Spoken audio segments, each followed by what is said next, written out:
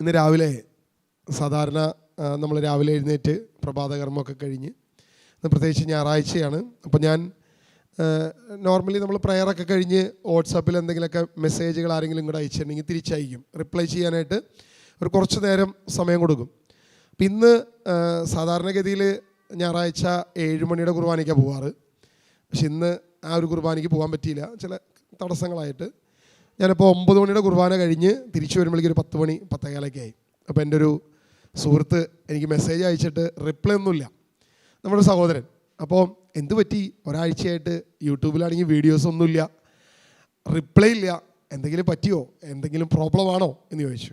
അപ്പോൾ ഞാൻ ഒന്നുമില്ല, പ്രത്യേകിച്ചൊന്നുമില്ല, ഞാൻ പള്ളിയിൽ പോയി വരാൻ വൈകി, വിശുദ്ധ കുർബാനയ്ക്ക് കഴിഞ്ഞ് തിരിച്ചു വരാൻ ഇത്തിരി സമയം വൈകിയതുകൊണ്ടാണ് എന്ന് പറഞ്ഞ് ഞാൻ റിപ്ലൈ ചെയ്തു. വേറെ പ്രശ്നമൊന്നുമില്ല. കഴിഞ്ഞ ഒരാഴ്ചയായിട്ട് ക്യാമ്പും അതിൻ്റെ കുറച്ച് തിരക്കുകളും, പിന്നെ 3 ദിവസത്തെ ക്യാമ്പ് കഴിഞ്ഞപ്പോൾ നമ്മുടെ തൊണ്ടയ്ക്ക് ആരോ പിടിച്ചുകൊണ്ട് ശബ്ദം തീരെ ഇല്ലായിരുന്നു. എൻ്റെ ഒരു കിളിയുടെ നാദം മാത്രം ഉണ്ടായിരുന്നുള്ളൂ. അപ്പോൾ അതുകൊണ്ട് ഇനി ഈ 2 ദിവസം ക്ലാസ് ഇടണ്ട എന്ന് വിചാരിച്ച് പ്രത്യേകിച്ച് വേറെ ഒന്നിനും പോവാതെ പിന്നെ പ്രാർത്ഥനയും കാര്യങ്ങളൊക്കെ ആയിട്ട് വേറെ കുറച്ച് കാര്യങ്ങളൊക്കെ ചെയ്യാനുണ്ട്, അങ്ങനെയാണ് പോയതാണ് എന്ന് അദ്ദേഹത്തിനൊരു റിപ്ലൈ കൊടുത്തു. അപ്പോൾ ആൾ എന്നോട് തിരിച്ചു ചോദിച്ച് ഒരു ചോദ്യമുണ്ട്. ഹൈ, നിങ്ങളുടെ യൂട്യൂബ് തുറന്ന പള്ളിയിൽ മുഴുവൻ വിഗ്രഹം, അതങ്ങനെ ഇതിങ്ങനെ പ്രശ്നം ഒക്കെ ആണ്. അപ്പം നിങ്ങളെങ്ങനെയാണ് ഈ പള്ളിയിൽ പോയിരിക്കുന്നത്? നിങ്ങളുടെ പള്ളിയിലും വിഗ്രഹമുണ്ടല്ലോ, അവിടെ മുഴുവൻ വിഗ്രഹങ്ങളാണല്ലോ, പിന്നെ എങ്ങനെയാണ് നിങ്ങൾ ഈ ആലയത്തിൽ പോയിരിക്കുന്നത്? ഒരു സ്വാഭാവികമായ ചോദ്യം അല്ലേ? നമുക്ക് നോർമലായിട്ട് എന്തായാലും ഉത്തരം കൊടുത്തേ പറ്റൂ. അപ്പോൾ ഞാനൊരു സ്മൈല് മാത്രമിട്ട് അതങ്ങോട്ട് അവസാനിപ്പിച്ചു. കാരണം അദ്ദേഹത്തിന് അറിയാം ഞാൻ എന്തുകൊണ്ടാണ് ദേവാലയത്തിൽ പോകുന്നതെന്ന്. അത് ചുമ്മാ എന്നെ വെറുതെ ഒരു തമാശയ്ക്ക് വേണ്ടി പറഞ്ഞതാണ്.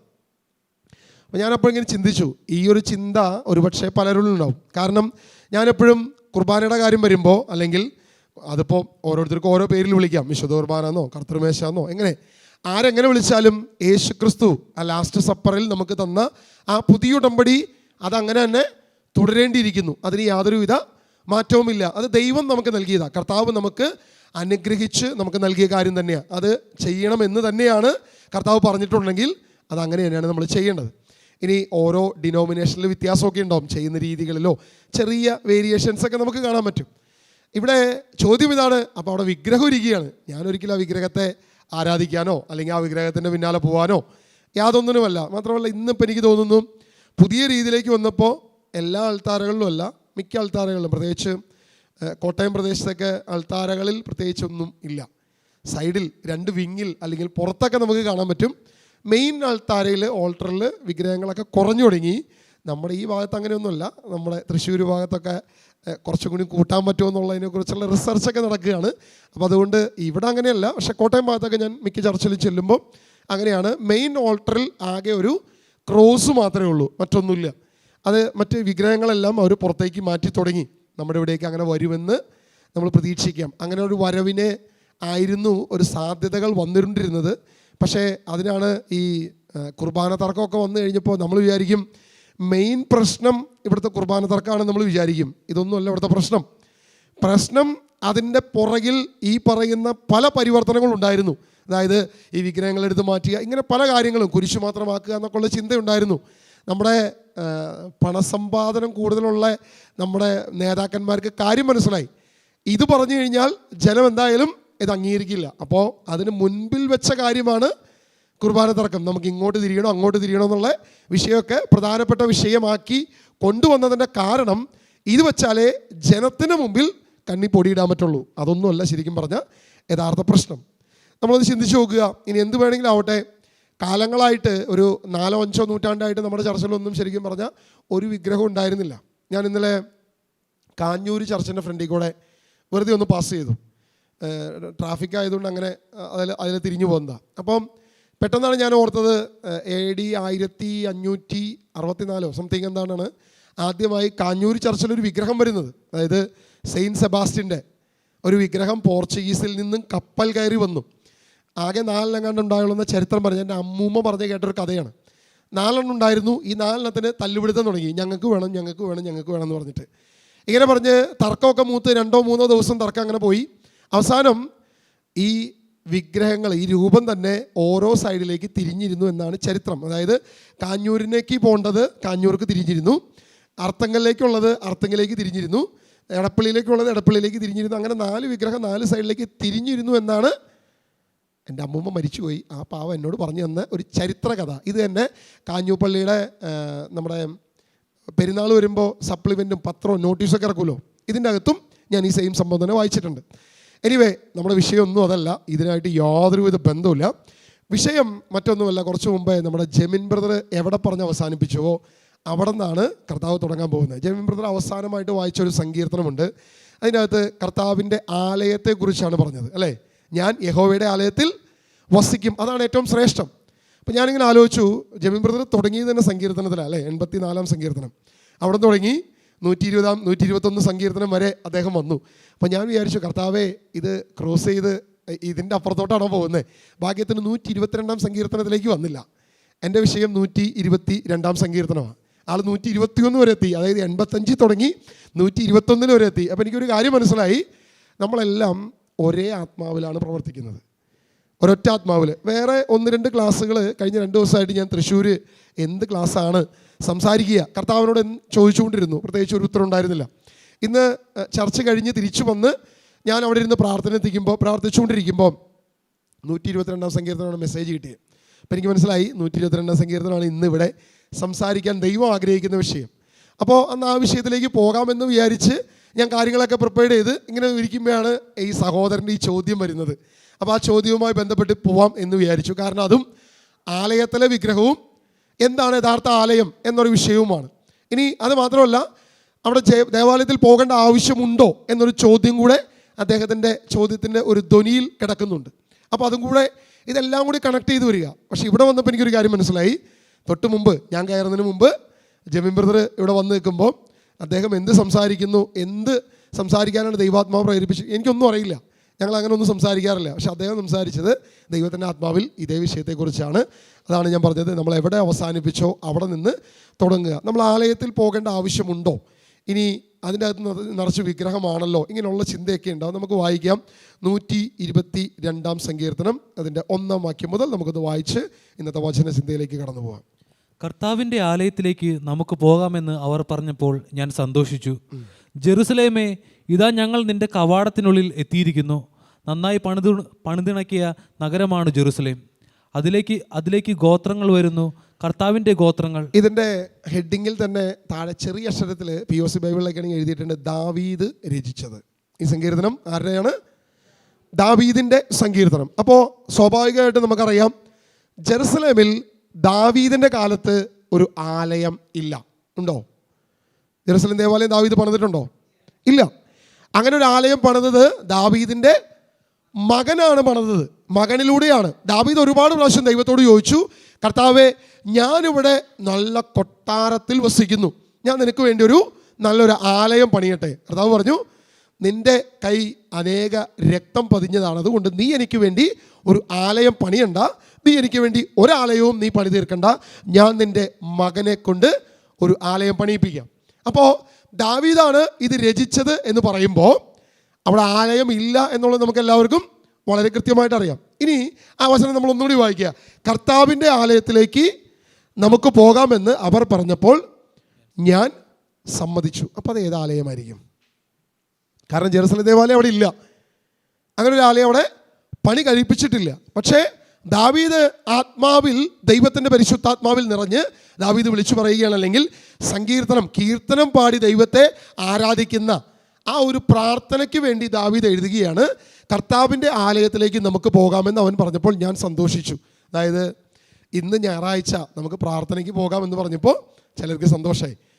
ചിലർ ഞായറാഴ്ച കാലത്ത് എഴുന്നേൽക്കുമ്പോൾ തന്നെ ആദ്യം കുരിശ്, ഇന്ന് പോണോലോ പള്ളിയിൽ, അല്ലെ അപ്പൻ ചീത്ത പറയും, അമ്മ വഴക്ക് പറയും. ഇതായിരുന്നു ഞാൻ എൻ്റെ ചെറുപ്പകാലത്ത് ഏകദേശം 1-ാം ക്ലാസ് മുതൽ ഒരു 9-ാം ക്ലാസ് വരെ രാവിലെ എഴുന്നേക്കാൻ, പ്രത്യേകിച്ച് തണുപ്പുള്ള സമയത്ത്, മഴയൊക്കെ ഉള്ള സമയത്ത്. എൻ്റെ വീട് ഇങ്ങനെ ഓടിട്ട വീടാണെന്ന് ഉള്ളതിനേക്കാൾ കുറച്ചുകൂടി ഉള്ള പ്രത്യേകത എന്ന് വെച്ച് കഴിഞ്ഞാൽ വെള്ളം മാക്സിമം പുറത്തു പോകാതെ എത്രത്തോളം വീടിൻ്റെ അകത്തേക്ക് പ്രവേശിക്കാമെന്ന് കഴിയുന്നുള്ള രീതിയിലായിരുന്നു ഞങ്ങളത് റിസർച്ച് ചെയ്ത് പണിത്. നല്ലൊരു വീടായിരുന്നു. അപ്പോൾ അതുകൊണ്ട് തണുപ്പൊക്കെ പെട്ടെന്ന് നല്ല ഭംഗിയായിട്ട് വീടിൻ്റെ അകത്ത് കിട്ടും. അപ്പോൾ നല്ല തണുപ്പുള്ള നല്ല മഴയത്താണെങ്കിൽ ഈ രാവിലെ പള്ളിയിൽ പോകാമെന്ന് പറഞ്ഞു കഴിഞ്ഞാൽ യാതൊരു താല്പര്യമില്ല. എങ്ങനെ പുതപ്പിൻ്റെ ഉള്ളിലേക്ക് മാക്സിമം നുഴഞ്ഞ് കയറാമെന്ന് കരുതിക്കൊണ്ടിരിക്കുന്ന സമയത്തായിരിക്കും അപ്പം വന്ന് പുറംകാലിനടിച്ചിട്ട് പള്ളിപ്പോടാ എന്ന് പറയുന്നത്. നമ്മളിങ്ങനെ താല്പര്യമില്ലാതെ ഇങ്ങനെ എഴുന്നേറ്റിട്ട് കുരിശ് ഈ പള്ളി പണിതവനെ കണ്ടു കഴിഞ്ഞാൽ നമുക്കതായിരുന്നു ആഗ്രഹം, ഇതെങ്ങനെയെങ്കിലും ഒന്ന് പോയിരുന്നെങ്കിൽ എന്നായിരുന്നു. പക്ഷേ ഇന്ന് നമുക്ക് ദൈവവചനത്തെക്കുറിച്ച് അറിയാം, ദൈവവചനത്തിൻ്റെ ആഴങ്ങളെക്കുറിച്ച് മനസ്സിലാക്കുമ്പോൾ അന്നൊക്കെ അങ്ങനെ പോയതിൻ്റെയൊക്കെ ഒരു ചെറിയ ഫലമാണ്.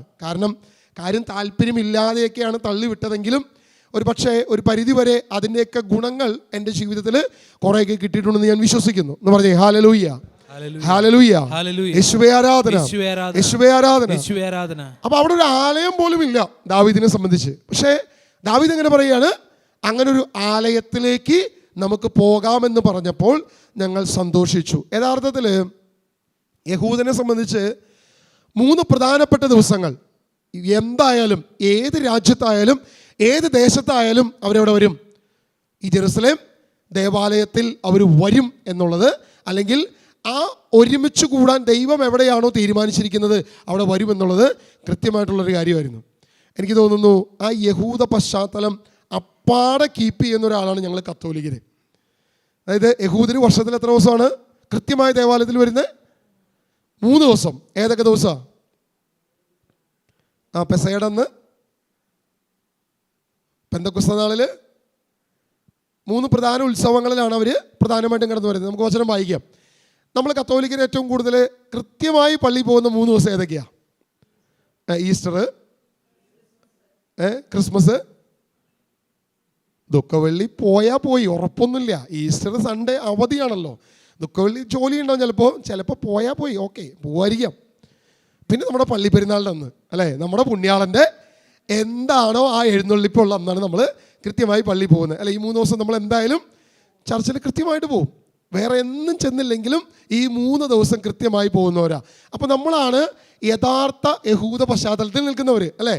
ആരാണ് യഹൂദര്, എന്തായിരുന്നു യഹൂദര് പാലിച്ചിരുന്നത്, അത് അപ്പാടെ പാലിക്കുന്നവരാണ് നമ്മൾ കത്തോലിക്കർ. അഭിമാനിക്കാം. നമ്മൾ ആ അഭിമാനത്തിൽ യാതൊരു കുറവും വരുത്താതിരുന്ന നല്ലതാണ്. എന്ന് പറഞ്ഞേ ഹല്ലേലൂയ, ഹല്ലേലൂയ, യേശുവേ ആരാധന.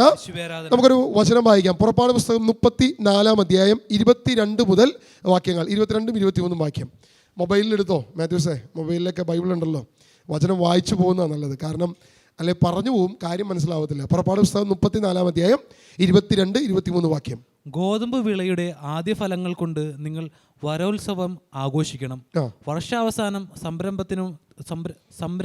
സംഭരണ തിരുനാളും വർഷത്തിൽ 3 തവണ നിങ്ങളുടെ പുരുഷന്മാരെല്ലാവരും ഇസ്രായേലിന്റെ ദൈവമായ കർത്താവിന്റെ മുൻപിൽ ഹാജരാകണം. അതായത് പ്രധാനപ്പെട്ട 3 ദിവസം നിങ്ങൾ എന്തായാലും ഹാജരാകണമെന്നാണ് ദൈവത്തിൻ്റെ വചനം പറയുന്നത്. അതാണ് പുറപ്പാട് പുസ്തകം 34-ാം അധ്യായം 22 മുതൽ നമ്മൾ വായിക്കുന്നത്. ഗോതമ്പ് വിളയുടെ ആദ്യ ഫലം കൊണ്ട് നിങ്ങൾ വാരോത്സവം ആഘോഷിക്കണം. അപ്പോൾ ഈ ഫലങ്ങൾ കൊയ്യുന്ന ആ ദിവസം, 2 വർഷാവസാനം സംഭരണ തിരുനാളിലും അവിടെ വരണം. വർഷത്തിൽ 3 തവണ നിങ്ങൾ പുരുഷന്മാരെല്ലാവരും ഇസ്രായേലിൻ്റെ ദൈവമായ കർത്താവിൻ്റെ മുൻപിൽ ഹാജരാകണം. വീണ്ടും നിയമാവർത്തന പുസ്തകം അതിൻ്റെ 12-ാം അധ്യായം, നിയമാവർത്തന പുസ്തകം 12-ാം അധ്യായം 4ഉം 5ഉം വാക്യങ്ങൾ കൂടെ നമുക്കൊന്ന് വായിക്കാം. നിയമാവർത്തനം 12-4-5. നിങ്ങളുടെ ദൈവമായ കർത്താവിനെ ആരാധിക്കുന്നതിൽ നിങ്ങൾ അവരെ അനുകരിക്കരുത്. നിങ്ങളുടെ ദൈവമായ കർത്താവ് തൻ്റെ നാമം സ്ഥാപിക്കാനും തനിക്ക് വസിക്കാനുമായി നിങ്ങളുടെ സകല ഗോത്രങ്ങളിൽ നിന്ന് തിരഞ്ഞെടുക്കുന്ന സ്ഥലം ഏതെന്ന് അന്വേഷിച്ച് നിങ്ങൾ അവിടേക്ക് പോകണം. അതായത് നിങ്ങളുടെ ദൈവമായ കർത്താവ് തൻ്റെ നാമം സ്ഥാപിക്കാനും തനിക്ക് വസിക്കാനുമായി നിങ്ങളുടെ സകല ഗോത്രങ്ങളിൽ നിന്നും തിരഞ്ഞെടുക്കുന്ന സ്ഥലം ഏതെന്ന് അന്വേഷിച്ച് നിങ്ങൾ അവിടേക്ക് പോകണം. അപ്പോൾ യഥാർത്ഥത്തിൽ ഇത് പറയുന്നത് നിയമാവർത്തന പുസ്തകത്തിലാണ്, മോശ അല്ലേ. ഈ പറയുന്ന സമയത്ത് ദാവീദ് ഇല്ല, അല്ലെങ്കിൽ ദാവീദിൻ്റെ രാജാവില്ല, അവിടെ ഒരു പട്ടണം പോലും പണി കഴിപ്പിച്ചിട്ടില്ല, ആ പട്ടണത്തിൻ്റെ തെരഞ്ഞെടുപ്പ് പോലും കാര്യമായി നടന്നു വന്നിട്ടില്ല, വരുന്നേ ഉള്ളൂ. ദാവീദിലൂടെ വരാനിരിക്കുന്ന അല്ലെങ്കിൽ പണി പൂർത്തിയാകാനിരിക്കുന്ന പട്ടണത്തെക്കുറിച്ചും തിരഞ്ഞെടുക്കുന്ന സ്ഥലത്തെക്കുറിച്ചും ആ പട്ടണത്തിൽ ദേവാലയത്തെക്കുറിച്ചും അതിൻ്റെ ചുറ്റുമതിലിനെ കുറിച്ചുമൊക്കെ ദൈവത്തിൻ്റെ ആത്മാവ് മുൻകൂട്ടി പ്രവചിക്കുകയാണ്. നിയമാവർത്തന പുസ്തകത്തിലൂടെ തന്നെ പറയുകയാണ്, നിങ്ങളുടെ ദൈവമായ കർത്താവിൻ്റെ നാമം സ്ഥാപിക്കാൻ തനിക്ക് വസിക്കാനുമായി നിങ്ങളുടെ സകല ഗോത്രങ്ങളിൽ നിന്നും തിരഞ്ഞെടുക്കുന്ന സ്ഥലം, 12 ഗോത്രം ഉണ്ടല്ലേ, 12 ഗോത്രത്തിന് ഓരോ സ്ഥലങ്ങൾ വീതിച്ചു കൊടുത്തു. നമ്മൾ ജോഷുവയുടെ പുസ്തകത്തിൽ നമ്മൾ വായിക്കുന്നുണ്ട്, ഓരോരുത്തർ കൊള്ളാവുന്ന സ്ഥലം നോക്കി തിരഞ്ഞെടുത്തു. ഇതിൻ്റെ എല്ലാം കേന്ദ്രമായി ദൈവം ഒരു സ്ഥലം തീരുമാനിച്ചിട്ടുണ്ട്. ആ സ്ഥലത്ത് നിങ്ങൾ ഒരുമിച്ച് കൂടണം, നിങ്ങളെല്ലാവരും അവിടെ വരണമെന്ന് പറയുക. അപ്പോഴും ദേവാലയം ഇല്ല. ദേവാലയം ഉണ്ടോ അവിടെ? ഇല്ല, ദേവാലയമേ അവിടെ ഇല്ല. പക്ഷേ അവിടെ ഒരു സ്ഥലം ദൈവം തീരുമാനിക്കുമെന്ന് പറഞ്ഞിട്ടാണ് അവിടെ കാണുന്നത്. 16-ാം അധ്യായം നിയമാവർത്തനം 16-ന്റെ 5-6 വാക്യങ്ങൾ കൂടി വായിക്കാമോ? 16-ന്റെ 5-6. നിന്റെ ദൈവമായ കർത്താവ് നിനക്ക് തരുന്ന പട്ടണങ്ങളിൽ ഏതെങ്കിലും വെച്ച് പെസഹ ബലി അർപ്പിച്ചാൽ പോരാ. അതായത് നിനക്ക് ഓരോ സ്ഥലങ്ങൾ നിനക്ക് തന്നിട്ടുണ്ട്. ദൈവമായ കർത്താവ് ഓരോ സ്ഥലങ്ങൾ, ഇപ്പോൾ ഏതോ ഗോത്രത്തിന്, ഇപ്പോൾ യൂദാ ഗോത്രത്തിന് ഒരു സ്ഥലം, അപ്പുറത്ത് ലേവി ഗോത്രത്തിന് ഒരു സ്ഥലം, ഇങ്ങനെ ഓരോ ഗോത്രങ്ങൾക്ക് ഓരോ സ്ഥലം വീതം വെച്ച് കൊടുത്തിട്ടുണ്ട്. യഥാർത്ഥത്തിൽ ലേവി ശരിക്കും പറഞ്ഞാൽ കർത്താവിൻ്റെ സ്വന്തമാണ്. ഈ പറയുന്ന ജെറുസലേമിൻ്റെ ചുറ്റുമാണ് ലേവി പലപ്പോഴും താമസിക്കുന്നത്. യേശുക്രിസ്തു ഒരു കഴുതയെ അഴിക്കാനായിട്ട് നീ ഇന്ന പട്ടണത്തിൽ ചെല്ലണം, അവിടെ ചെല്ലുമ്പോൾ ഒരു കഴുതയെ നീ കാണുമെന്ന് പറയുന്നത് ലേവ്യർ ഒരുമിച്ച് താമസിക്കുന്ന സ്ഥലത്താണ്. പുരോഹിതർ ഒരുമിച്ച് താമസിക്കുന്ന ആ സ്ഥലത്തു നിന്നാണ് യേശുക്രിസ്തു ഒരു കഴുതയെ സ്വീകരിക്കുന്നത്. ഇവിടെ ദൈവം പറയുകയാണ്, കർത്താവ് നിനക്ക് തരുന്ന ഏതെങ്കിലും ഒരു പട്ടണത്തിൽ, അതായത് തോന്നിയിടത്തൊന്നും നീ ദൈവത്തിന് ബലിയർപ്പിക്കരുത്. ദൈവം എവിടെയാണോ, നിന്റെ ദൈവമായ കർത്താവ് തൻ്റെ നാമം സ്ഥാപിക്കുന്നതിന് വേണ്ടി തിരഞ്ഞെടുത്ത സ്ഥലത്ത് വെച്ച് സൂര്യാസ്തമയ സമയത്ത്, അതായത് നിങ്ങൾ ഈജിപ്തിൽ നിന്നും പുറപ്പെട്ട സമയത്ത് പെസഹ ബലി അർപ്പിക്കണം. ബലി അർപ്പിക്കുമ്പോൾ 2-3 കാര്യങ്ങൾ നിർബന്ധമായി പറഞ്ഞിരിക്കുക. 1, അതിനൊരു സമയം. 2, അതിനൊരു സ്ഥലം. ദൈവം ഒരു സ്ഥലം തീരുമാനിക്കും. ആ സ്ഥലത്ത് തന്നെ ആയിരിക്കണം നീ എന്ത് ചെയ്യേണ്ടത്, ആ പട്ടണത്തിൽ തന്നെ, അവിടെ തന്നെ ദൈവം ആ നാമം എവിടെ സ്ഥാപിക്കാൻ ആഗ്രഹിക്കുന്നു അവിടെയാണ് നീ ബലിയർപ്പിക്കേണ്ടത് എന്ന് പറഞ്ഞു വച്ചിരിക്കുകയാണ്. വീണ്ടും അതിൻ്റെ 16-ാം വാക്യം ഒന്ന് വായിക്കാമോ? ആണ്ടിൽ 3 പ്രാവശ്യം പുളിപ്പില്ലാത്ത അപ്പത്തിൻ്റെ തിരുനാളിലും ആഴ്ചകളുടെ തിരുനാളിലും കൂടാര തിരുനാളിലും നിന്റെ ദൈവമായ കർത്താവ് തിരഞ്ഞെടുക്കുന്ന സ്ഥലത്ത് പുരുഷന്മാരെല്ലാവരും സമ്മേളിക്കണം. എല്ലാ പുരുഷന്മാരും, ഒരൊറ്റ ആളെ പോലും വിടരുത്. അതായത് വർഷത്തിൽ 3 പ്രാവശ്യം. 1, പുളിപ്പില്ലാത്ത അപ്പത്തിൻ്റെ തിരുനാള്. 2, ആഴ്ചകളുടെ തിരുനാള്. 3, കൂടാര തിരുനാള്. ഈ 3 തിരുനാളുകളിലും ദൈവമായ കർത്താവ് തെരഞ്ഞെടുക്കുന്ന സ്ഥലത്ത് പുരുഷന്മാരെല്ലാവരും സമ്മേളിക്കണം. അവർ കർത്താവിൻ്റെ മുൻപിൽ വെറും കൈയോടെ വരരുത്. എന്തെങ്കിലും കൊണ്ടുവരരുത്. വല്ല ചക്കയോ മാങ്ങയോ പിന്നെ നല്ല കൊഴുത്ത ആടൊക്കെ ഉണ്ടെങ്കിൽ പോരട്ടെ. എന്താണെന്ന് വെച്ച് കഴിഞ്ഞാൽ നീ കൊണ്ടുവന്ന്, അല്ലേ, നമ്മൾ സാധാരണ ഞായറാഴ്ച പള്ളിയിൽ പോകുമ്പോൾ വീട്ടിൽ ആദ്യമായിട്ടുണ്ടായ കുമ്പളങ്ങ, ആദ്യമായിട്ടുണ്ടായ വെള്ളരിക്ക, ഇങ്ങനെയുള്ള സാധനങ്ങളൊക്കെ കൊണ്ട് ലേലം ചെയ്യാൻ കൊണ്ടുപോകില്ലേ? ഉണ്ടാറുണ്ടോ? ഇല്ലല്ലേ? അതും കൂടി പിടിച്ചു വെച്ചിട്ട് അതും കൂടി സന്തോഷമായിട്ട് കഴിയുന്നവരാണ് നമ്മൾ ഈ നാട്ടുകാരെന്ന് എനിക്ക് തോന്നുന്നു.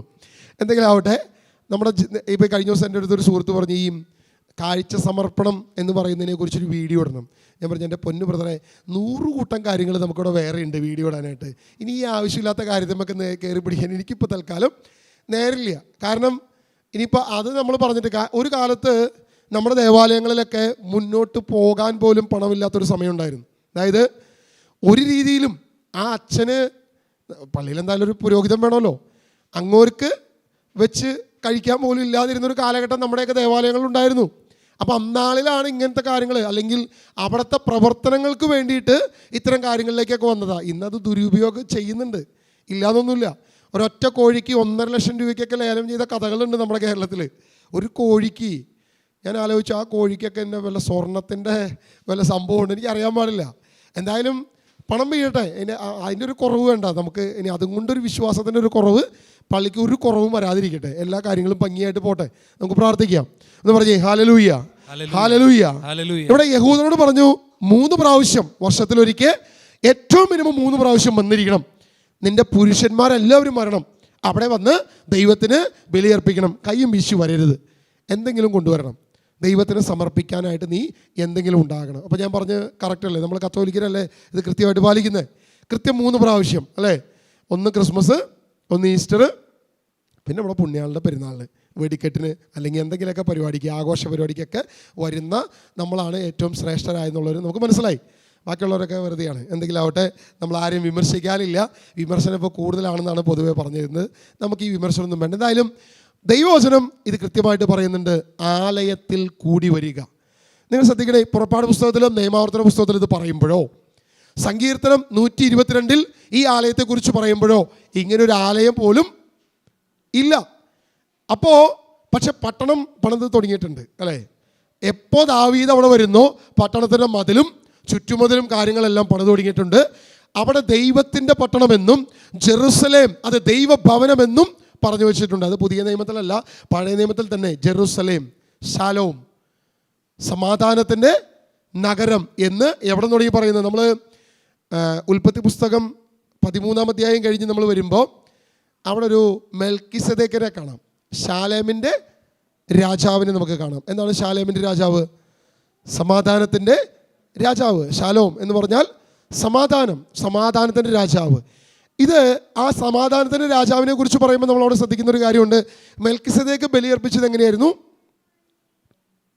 കാളയാണോ ആടിനെയാണോ? അല്ല, എന്തായിരുന്നു? അപ്പവും മീഞ്ഞുമാണ് മെൽക്കിസദേക്ക് ബലിയർപ്പിക്കുക. അദ്ദേഹത്തിൻ്റെ ബലി അങ്ങനെയായിരുന്നു. എന്നാൽ യഥാർത്ഥ ബലി അതിനു മുൻപേ നമുക്ക് കാണാം. ആദ്യത്തെ ബലി ആബേലിൻ, നമ്മൾ ഇന്ന് പാട്ട് പഠിക്കുന്ന ആ പാട്ടാന്ന് തോന്നുന്നു അല്ലേ? ആബേലിൻ ബലിയും അബ്രഹാമിൻ കാഴ്ചയും. അപ്പോൾ ആബേൽ എന്താ ബലി അർപ്പിച്ചേ? ആടിനെ അർപ്പിച്ചേ. ഇപ്പുറത്ത് പച്ചക്കറിയൊക്കെ ഉണ്ടായിരുന്നു, കുഴപ്പമില്ല. അവിടെ തുടങ്ങി ബലി നമുക്ക് കാണാം. പക്ഷേ അവിടെ ആ ബലി ഉണ്ടെങ്കിലും നമുക്ക് പിന്നീട് നമ്മൾ വായിച്ചു നോക്കുമ്പോൾ അടുത്ത അധ്യായങ്ങളിലേക്ക് വരുമ്പോൾ മെൽക്കിസദേക്കിനെ കുറിച്ച് കാണുകയും മെൽക്കിസദേക്ക് എന്നേക്കും പുരോഹിതനാണ് യഥാർത്ഥത്തിൽ. മെൽക്കിസദേക്കിൻ്റെ ക്രമപ്രകാരം ക്രിസ്തുവിൻ്റെ പൗരോഹിത്യത്തെക്കുറിച്ചും ഹെബ്രായ ലേഖനം വ്യക്തമായിട്ട് പറയുന്നുണ്ട്. അവിടെ അപ്പവും വീഞ്ഞുമായിട്ടുള്ളൊരു ബലിയെക്കുറിച്ചാണ് പറയുന്നത്. അതിനെല്ലാം ശേഷമാണ് പിന്നീട് മോശയുടെ നിയമത്തിൽ ബലിയെക്കുറിച്ച് പറയുന്നത്. പക്ഷെ ആ പറയുന്നതിന് മുൻപേ ദൈവം കാൽവരിയിൽ ക്രിസ്തുവിൻ്റെ ബലിയുടെ ഒരു നിഴൽ അവിടെ കാണിച്ചു വെച്ചിട്ടുണ്ട് അല്ലേ? നമ്മൾ ശരിക്കും ഉൽപ്പത്തി പുസ്തകം ആദ്യം വായിക്കുമ്പോൾ തന്നെ ആദവും ഹവ്വയും പാപം ചെയ്തു. പാപം ചെയ്ത് കഴിയുമ്പോൾ അവർ നഗ്നരാണെന്ന് അവർ തിരിച്ചറിയുകയും അത്തിയില കൂട്ടി തുന്നി അവർ തന്നെ അവരുടെ നഗ്നത മറയ്ക്കാൻ ശ്രമിക്കുന്നുണ്ട്. പക്ഷെ ദൈവം എന്ത് ചെയ്തു? ഒരു തോലുകൊണ്ട്, മൃഗത്തിൻ്റെ തോലുകൊണ്ട് ഒരു ഉടയാടയുണ്ടാക്കി അവരുടെ നഗ്നതയെ മറച്ചു. ഇതെന്തിൻ്റെ നിഴലാ? എന്തിൻ്റെ നിഴലാ? എൻ്റെ പാപത്തെ മറയ്ക്കാൻ കാൽവരിയിൽ ഒരു ക്രൂശിതനായ ക്രിസ്തുവിനെ കാണിക്കുക. യഥാർത്ഥത്തിൽ നമ്മൾ വിചാരിക്കും യേശു ഏതെങ്കിലും അല്ലെങ്കിൽ ദൈവപിതാവ് ഏതെങ്കിലും ഒരു മൃഗത്തോട് എടാ നിൻ്റെ തോല് തന്നെ ആ പെണ്ണും ചെക്കനെ അവിടെ മുഴുവൻ നിൽക്കുക, അതിന് വസ്ത്രമില്ലാണ്ട് നാണം കെട്ട് നിൽക്കുക, നിനക്ക് അടുത്ത ദിവസം തരാമെന്ന് പറഞ്ഞിട്ട് അതിൽ നിന്ന് വാങ്ങിച്ചു വിടുന്നവർ മറപ്പിച്ചിട്ടുണ്ടാവും. അങ്ങനെ ആയിരിക്കുമോ? എനിക്ക് തോന്നണില്ല. അങ്ങനെ യാതൊരുവിധ സാധ്യതയുമില്ല അല്ലേ? ഏതൊരു മൃഗത്തെ കൊല്ലാതെ തോല് കിട്ടുമോ? ഇല്ല, തോല് കിട്ടാൻ യാതൊരു സാധ്യതയില്ല. അപ്പോൾ അവിടെ ഒരു നിഷ്കളങ്കനായ നിർദോഷിയായ യാതൊരു പാപവും ചെയ്യാത്ത ഒരു മൃഗത്തിൻ്റെ തോലിനെ അവിടെ എടുക്കുന്നത് കാണിക്കുന്നത് യഥാർത്ഥത്തിൽ അവൻ്റെ നഗ്നതയെ, പാപത്തെ മറയ്ക്കുന്നതാണ്. ആ പാപത്തെ കഴുകാൻ ഒരു ബലിയെക്കുറിച്ച് അവിടെ തന്നെ പറഞ്ഞു വച്ചിരിക്കുക. വീണ്ടും പിന്നീട് ഈ കാര്യങ്ങൾ സഞ്ചരിച്ചു വരുമ്പോൾ ഒരുപാട് കാലം കഴിഞ്ഞിട്ടാണ് പിന്നെ ഈ പറയുന്ന പട്ടണത്തെക്കുറിച്ചും, ജെറുസലേം പട്ടണം, ദൈവത്തിൻ്റെ നഗരം, അതിൻ്റെ അകത്ത് ദേവാലയം, ആ ദേവാലയത്തിൽ തന്നെ ക്രിസ്തുവിൻ്റെ ബലിയെക്കുറിച്ച് എല്ലാം കടന്നു വരുന്നത്. നമ്മൾ ഹെബ്രായ ലേഖനത്തിലൊരു വചനം ഇങ്ങനെ വായിച്ചു പോകുന്നുണ്ട്. പട്ടണത്തിൻ്റെ പുറത്ത് വെച്ച് അഭിഷിക്തൻ ക്രൂശിക്കപ്പെടുന്നു. ആ പട്ടണം മതിലിൻ്റെ ചുറ്റുമതിലിൻ്റെ അകത്ത് തന്നെയാണ്, ആ അകത്തളത്തിൽ തന്നെയാണ് ക്രിസ്തു ക്രൂശിക്കപ്പെടുന്നത്. ജെറുസലേമിൽ പോയിട്ടുള്ള ആരെങ്കിലും ഉണ്ടോ? ഇസ്രായേലിൽ പോയിട്ടുള്ള ആരെങ്കിലും ഉണ്ടോ? എന്താ തള്ളി കഴിയുമ്പോൾ നിങ്ങൾ കള്ളത്തരം പിടിക്കരുതല്ലോ. ഞാൻ പോയിട്ടുണ്ട്, അപ്പോൾ പോയി എന്ന് പറഞ്ഞിട്ട് എന്തെങ്കിലും തള്ളുകയാണെങ്കിൽ നിങ്ങൾ പോയിട്ടില്ലല്ലോ, നിങ്ങളത് അപ്പാടെ വിശ്വസിച്ചോളൂ എന്ന് വിചാരിച്ചിട്ടാണ് പോയിട്ടുണ്ടോയെന്ന് ആദ്യം ചോദിക്കുന്നത്. പോയിട്ടില്ല എന്ന് പറയുകയാണെന്നുണ്ടെങ്കിൽ അത്യാവശ്യം കുറച്ച് തള്ളു കഥയൊക്കെ കൊടുക്കാമല്ലോ, കുഴപ്പമില്ലല്ലോ, ആരും പിടിക്കാൻ പോകുന്നില്ലല്ലോ എന്ന് പറഞ്ഞേ. ഹല്ലേലൂയ, ഹല്ലേലൂയ, യേശുവേ ആരാധന, യേശുവേ ആരാധന. ആദ്യമായിട്ട് ഈ പറയുന്ന ദേവാലയത്തിൻ്റെ അകത്ത് യേശു ക്രിസ്തു ക്രൂശിക്കപ്പെട്ട സ്ഥലത്ത് ഇന്നൊരു ദേവാലയം നിൽക്കുന്നുണ്ട്. അപ്പോൾ ഈ ദേവാലയത്തിൻ്റെ അകത്തോട്ട് ഞാൻ ചെല്ലുന്ന സമയത്ത് നമ്മൾ നോക്കുമ്പോൾ യേശുവിനെ കിടത്തിയ കല്ല്, അതായത് അവനെ വസ്ത്രം പൊതിഞ്ഞ് മറ്റേ സുഗന്ധദ്രവ്യങ്ങളൊക്കെ തൂത്ത ഒരു കല്ല് അവിടെ ഇരിക്കുന്നുണ്ട്. അപ്പോൾ ഈ കല്ല് ഞാൻ ചെല്ലുമ്പം അവിടെ ഞങ്ങൾ അന്ന് രാവിലെ അല്ല, ഞങ്ങൾ ആദ്യത്തെ ദിവസം ചെല്ലുന്നത് ഒരു 10 മണിയൊക്കെ ശേഷമാണ് ചെല്ലുന്നത്. അപ്പോൾ ആ ദേവാലയം ഞങ്ങൾക്ക് എല്ലാവർക്കും തുറന്നു തരും, നമുക്കൊക്കെ കാണാം, അതിൻ്റെ അകത്തേക്ക് പ്രവേശിക്കാം. അപ്പോൾ അതിനൊരു താക്കോലുണ്ട്. യഥാർത്ഥത്തിൽ ആ താക്കോൽ ഇരിക്കുന്നത് ഒരു ഇസ്ലാമിസ്റ്റിൻ്റെ കയ്യിലാണ്, ഒരു മുസ്ലിമിൻ്റെ കയ്യിലാണ്. അദ്ദേഹമാണ് ആ ദേവാലയം നമുക്ക് തുറന്നു തരേണ്ടത്. അപ്പോൾ ഞാൻ അദ്ദേഹത്തിൻ്റെ കൂടെ നിന്നൊരു സെൽഫി ഫോട്ടോ ഒക്കെ ഉണ്ട് എൻ്റെ കയ്യിലിരിക്കുന്നുണ്ട്. എൻ്റെ ഇതിനകത്ത് പുള്ളിയുടെ കൂടെ നിന്ന് ഒരു ഫോട്ടോ ഒക്കെ എടുക്കാനായിട്ടൊരു ഭാഗ്യം കിട്ടി. ആ താക്കോലും എൻ്റെ കയ്യിൽ, താക്കോലൊക്കെ ഞാൻ അങ്ങനെ കയ്യിൽ പിടിച്ചിട്ടൊരു ഫോട്ടോ ഒക്കെ എടുത്തിട്ടുണ്ടെന്ന്. അപ്പോൾ ഈ കല്ലിൽ ഭയങ്കര മണമാണ്. ഈ സുഗന്ധദ്രവ്യം യേശുവിനെ പൂശിയ 2000 വർഷം മുമ്പ് യേശു ക്രിസ്തുവിനെ പൂശിയ ആ സുഗന്ധ തൈലത്തിൻ്റെ അതേ മണം ഇന്നും എവിടെയുണ്ട്?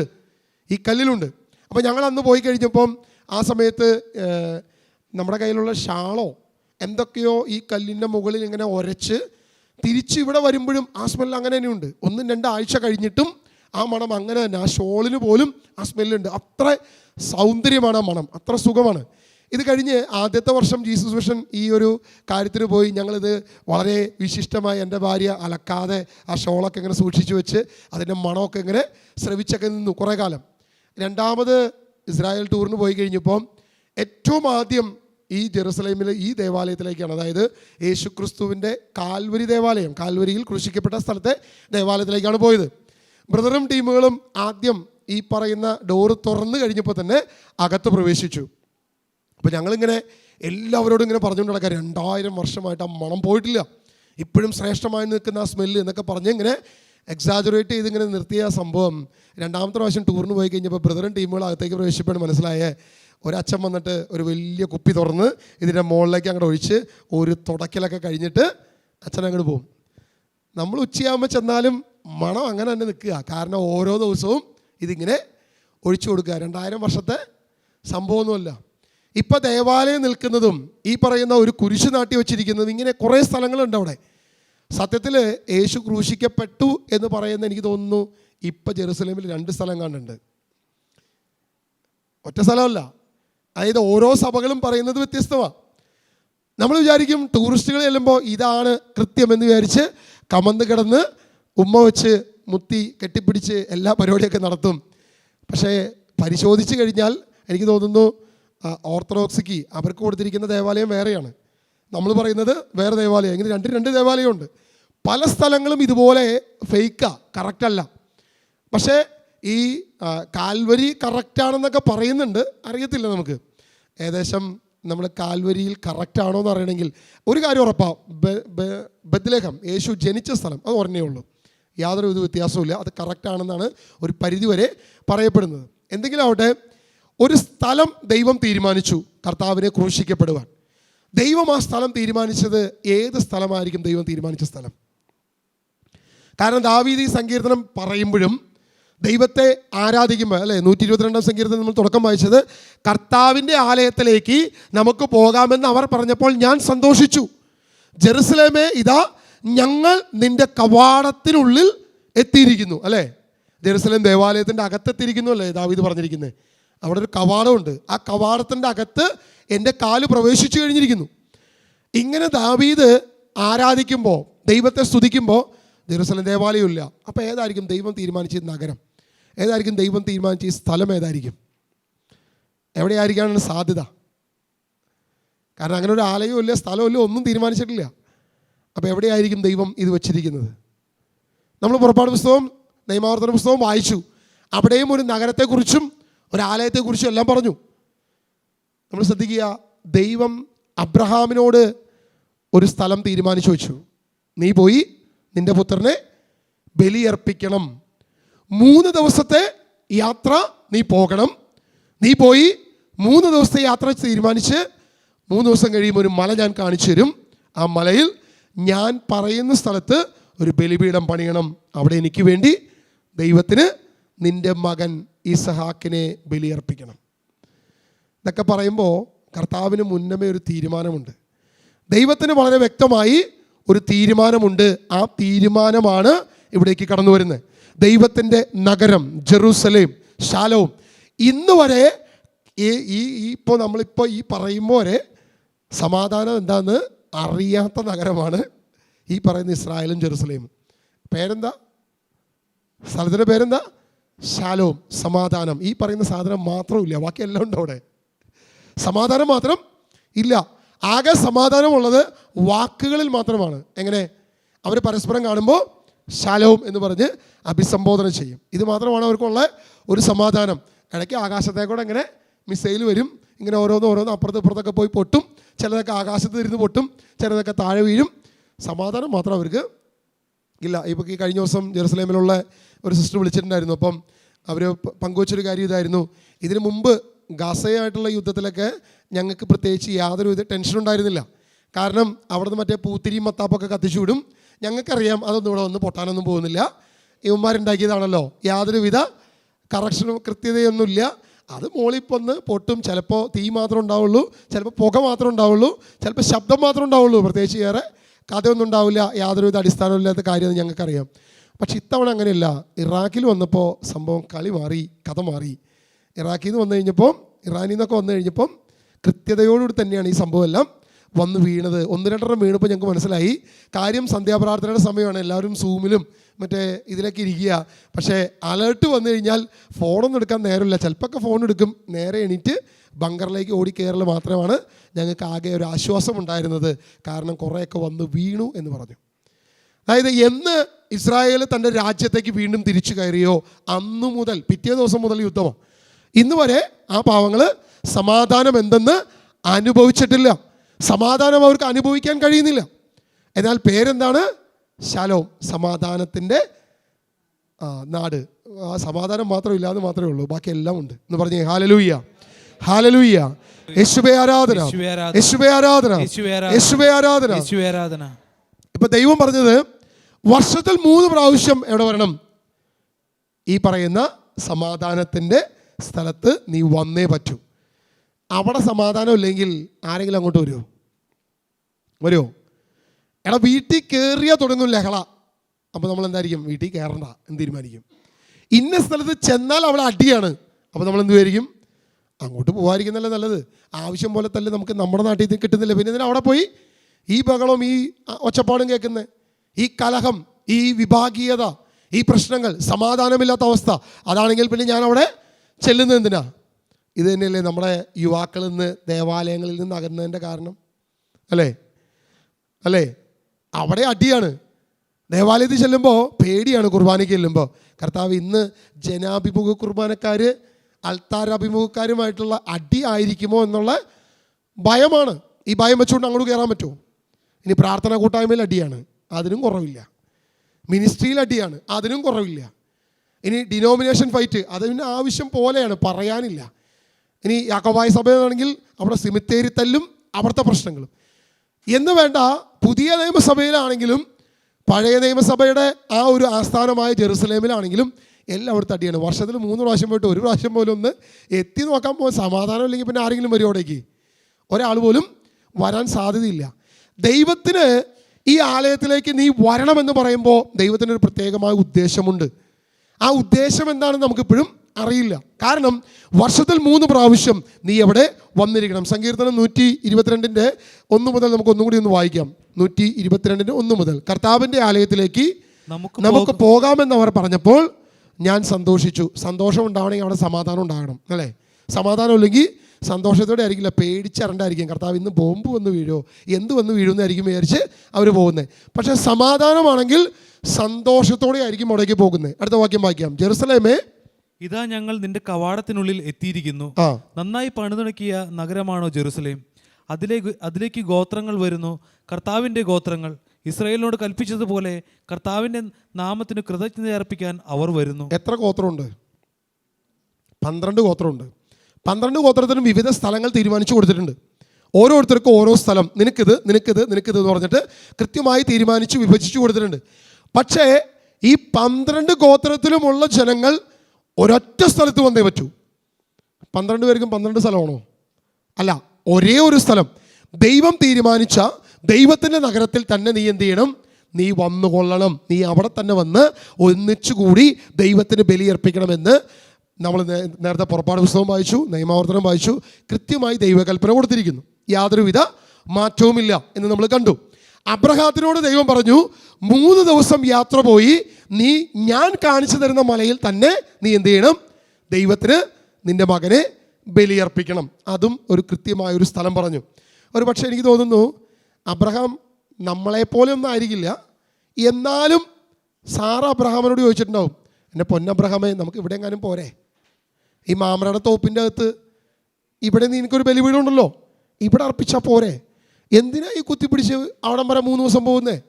അതിൻ്റെയൊക്കെ ആവശ്യമുണ്ടോ? യാതൊരുവിധ കാര്യമില്ലല്ലോ.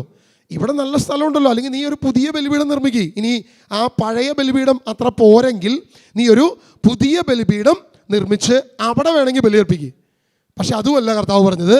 കർത്താവ് കൃത്യമായി 3 ദിവസത്തെ, നിങ്ങൾ വചനം വായിച്ചിട്ടുണ്ടോ? ഉൽപ്പത്തി പുസ്തകത്തിൽ കൃത്യമായിട്ട് അവിടെ പറയുന്നുണ്ട്, 3 ദിവസത്തെ യാത്ര ചെന്ന് നീ എവിടെ പോകണം?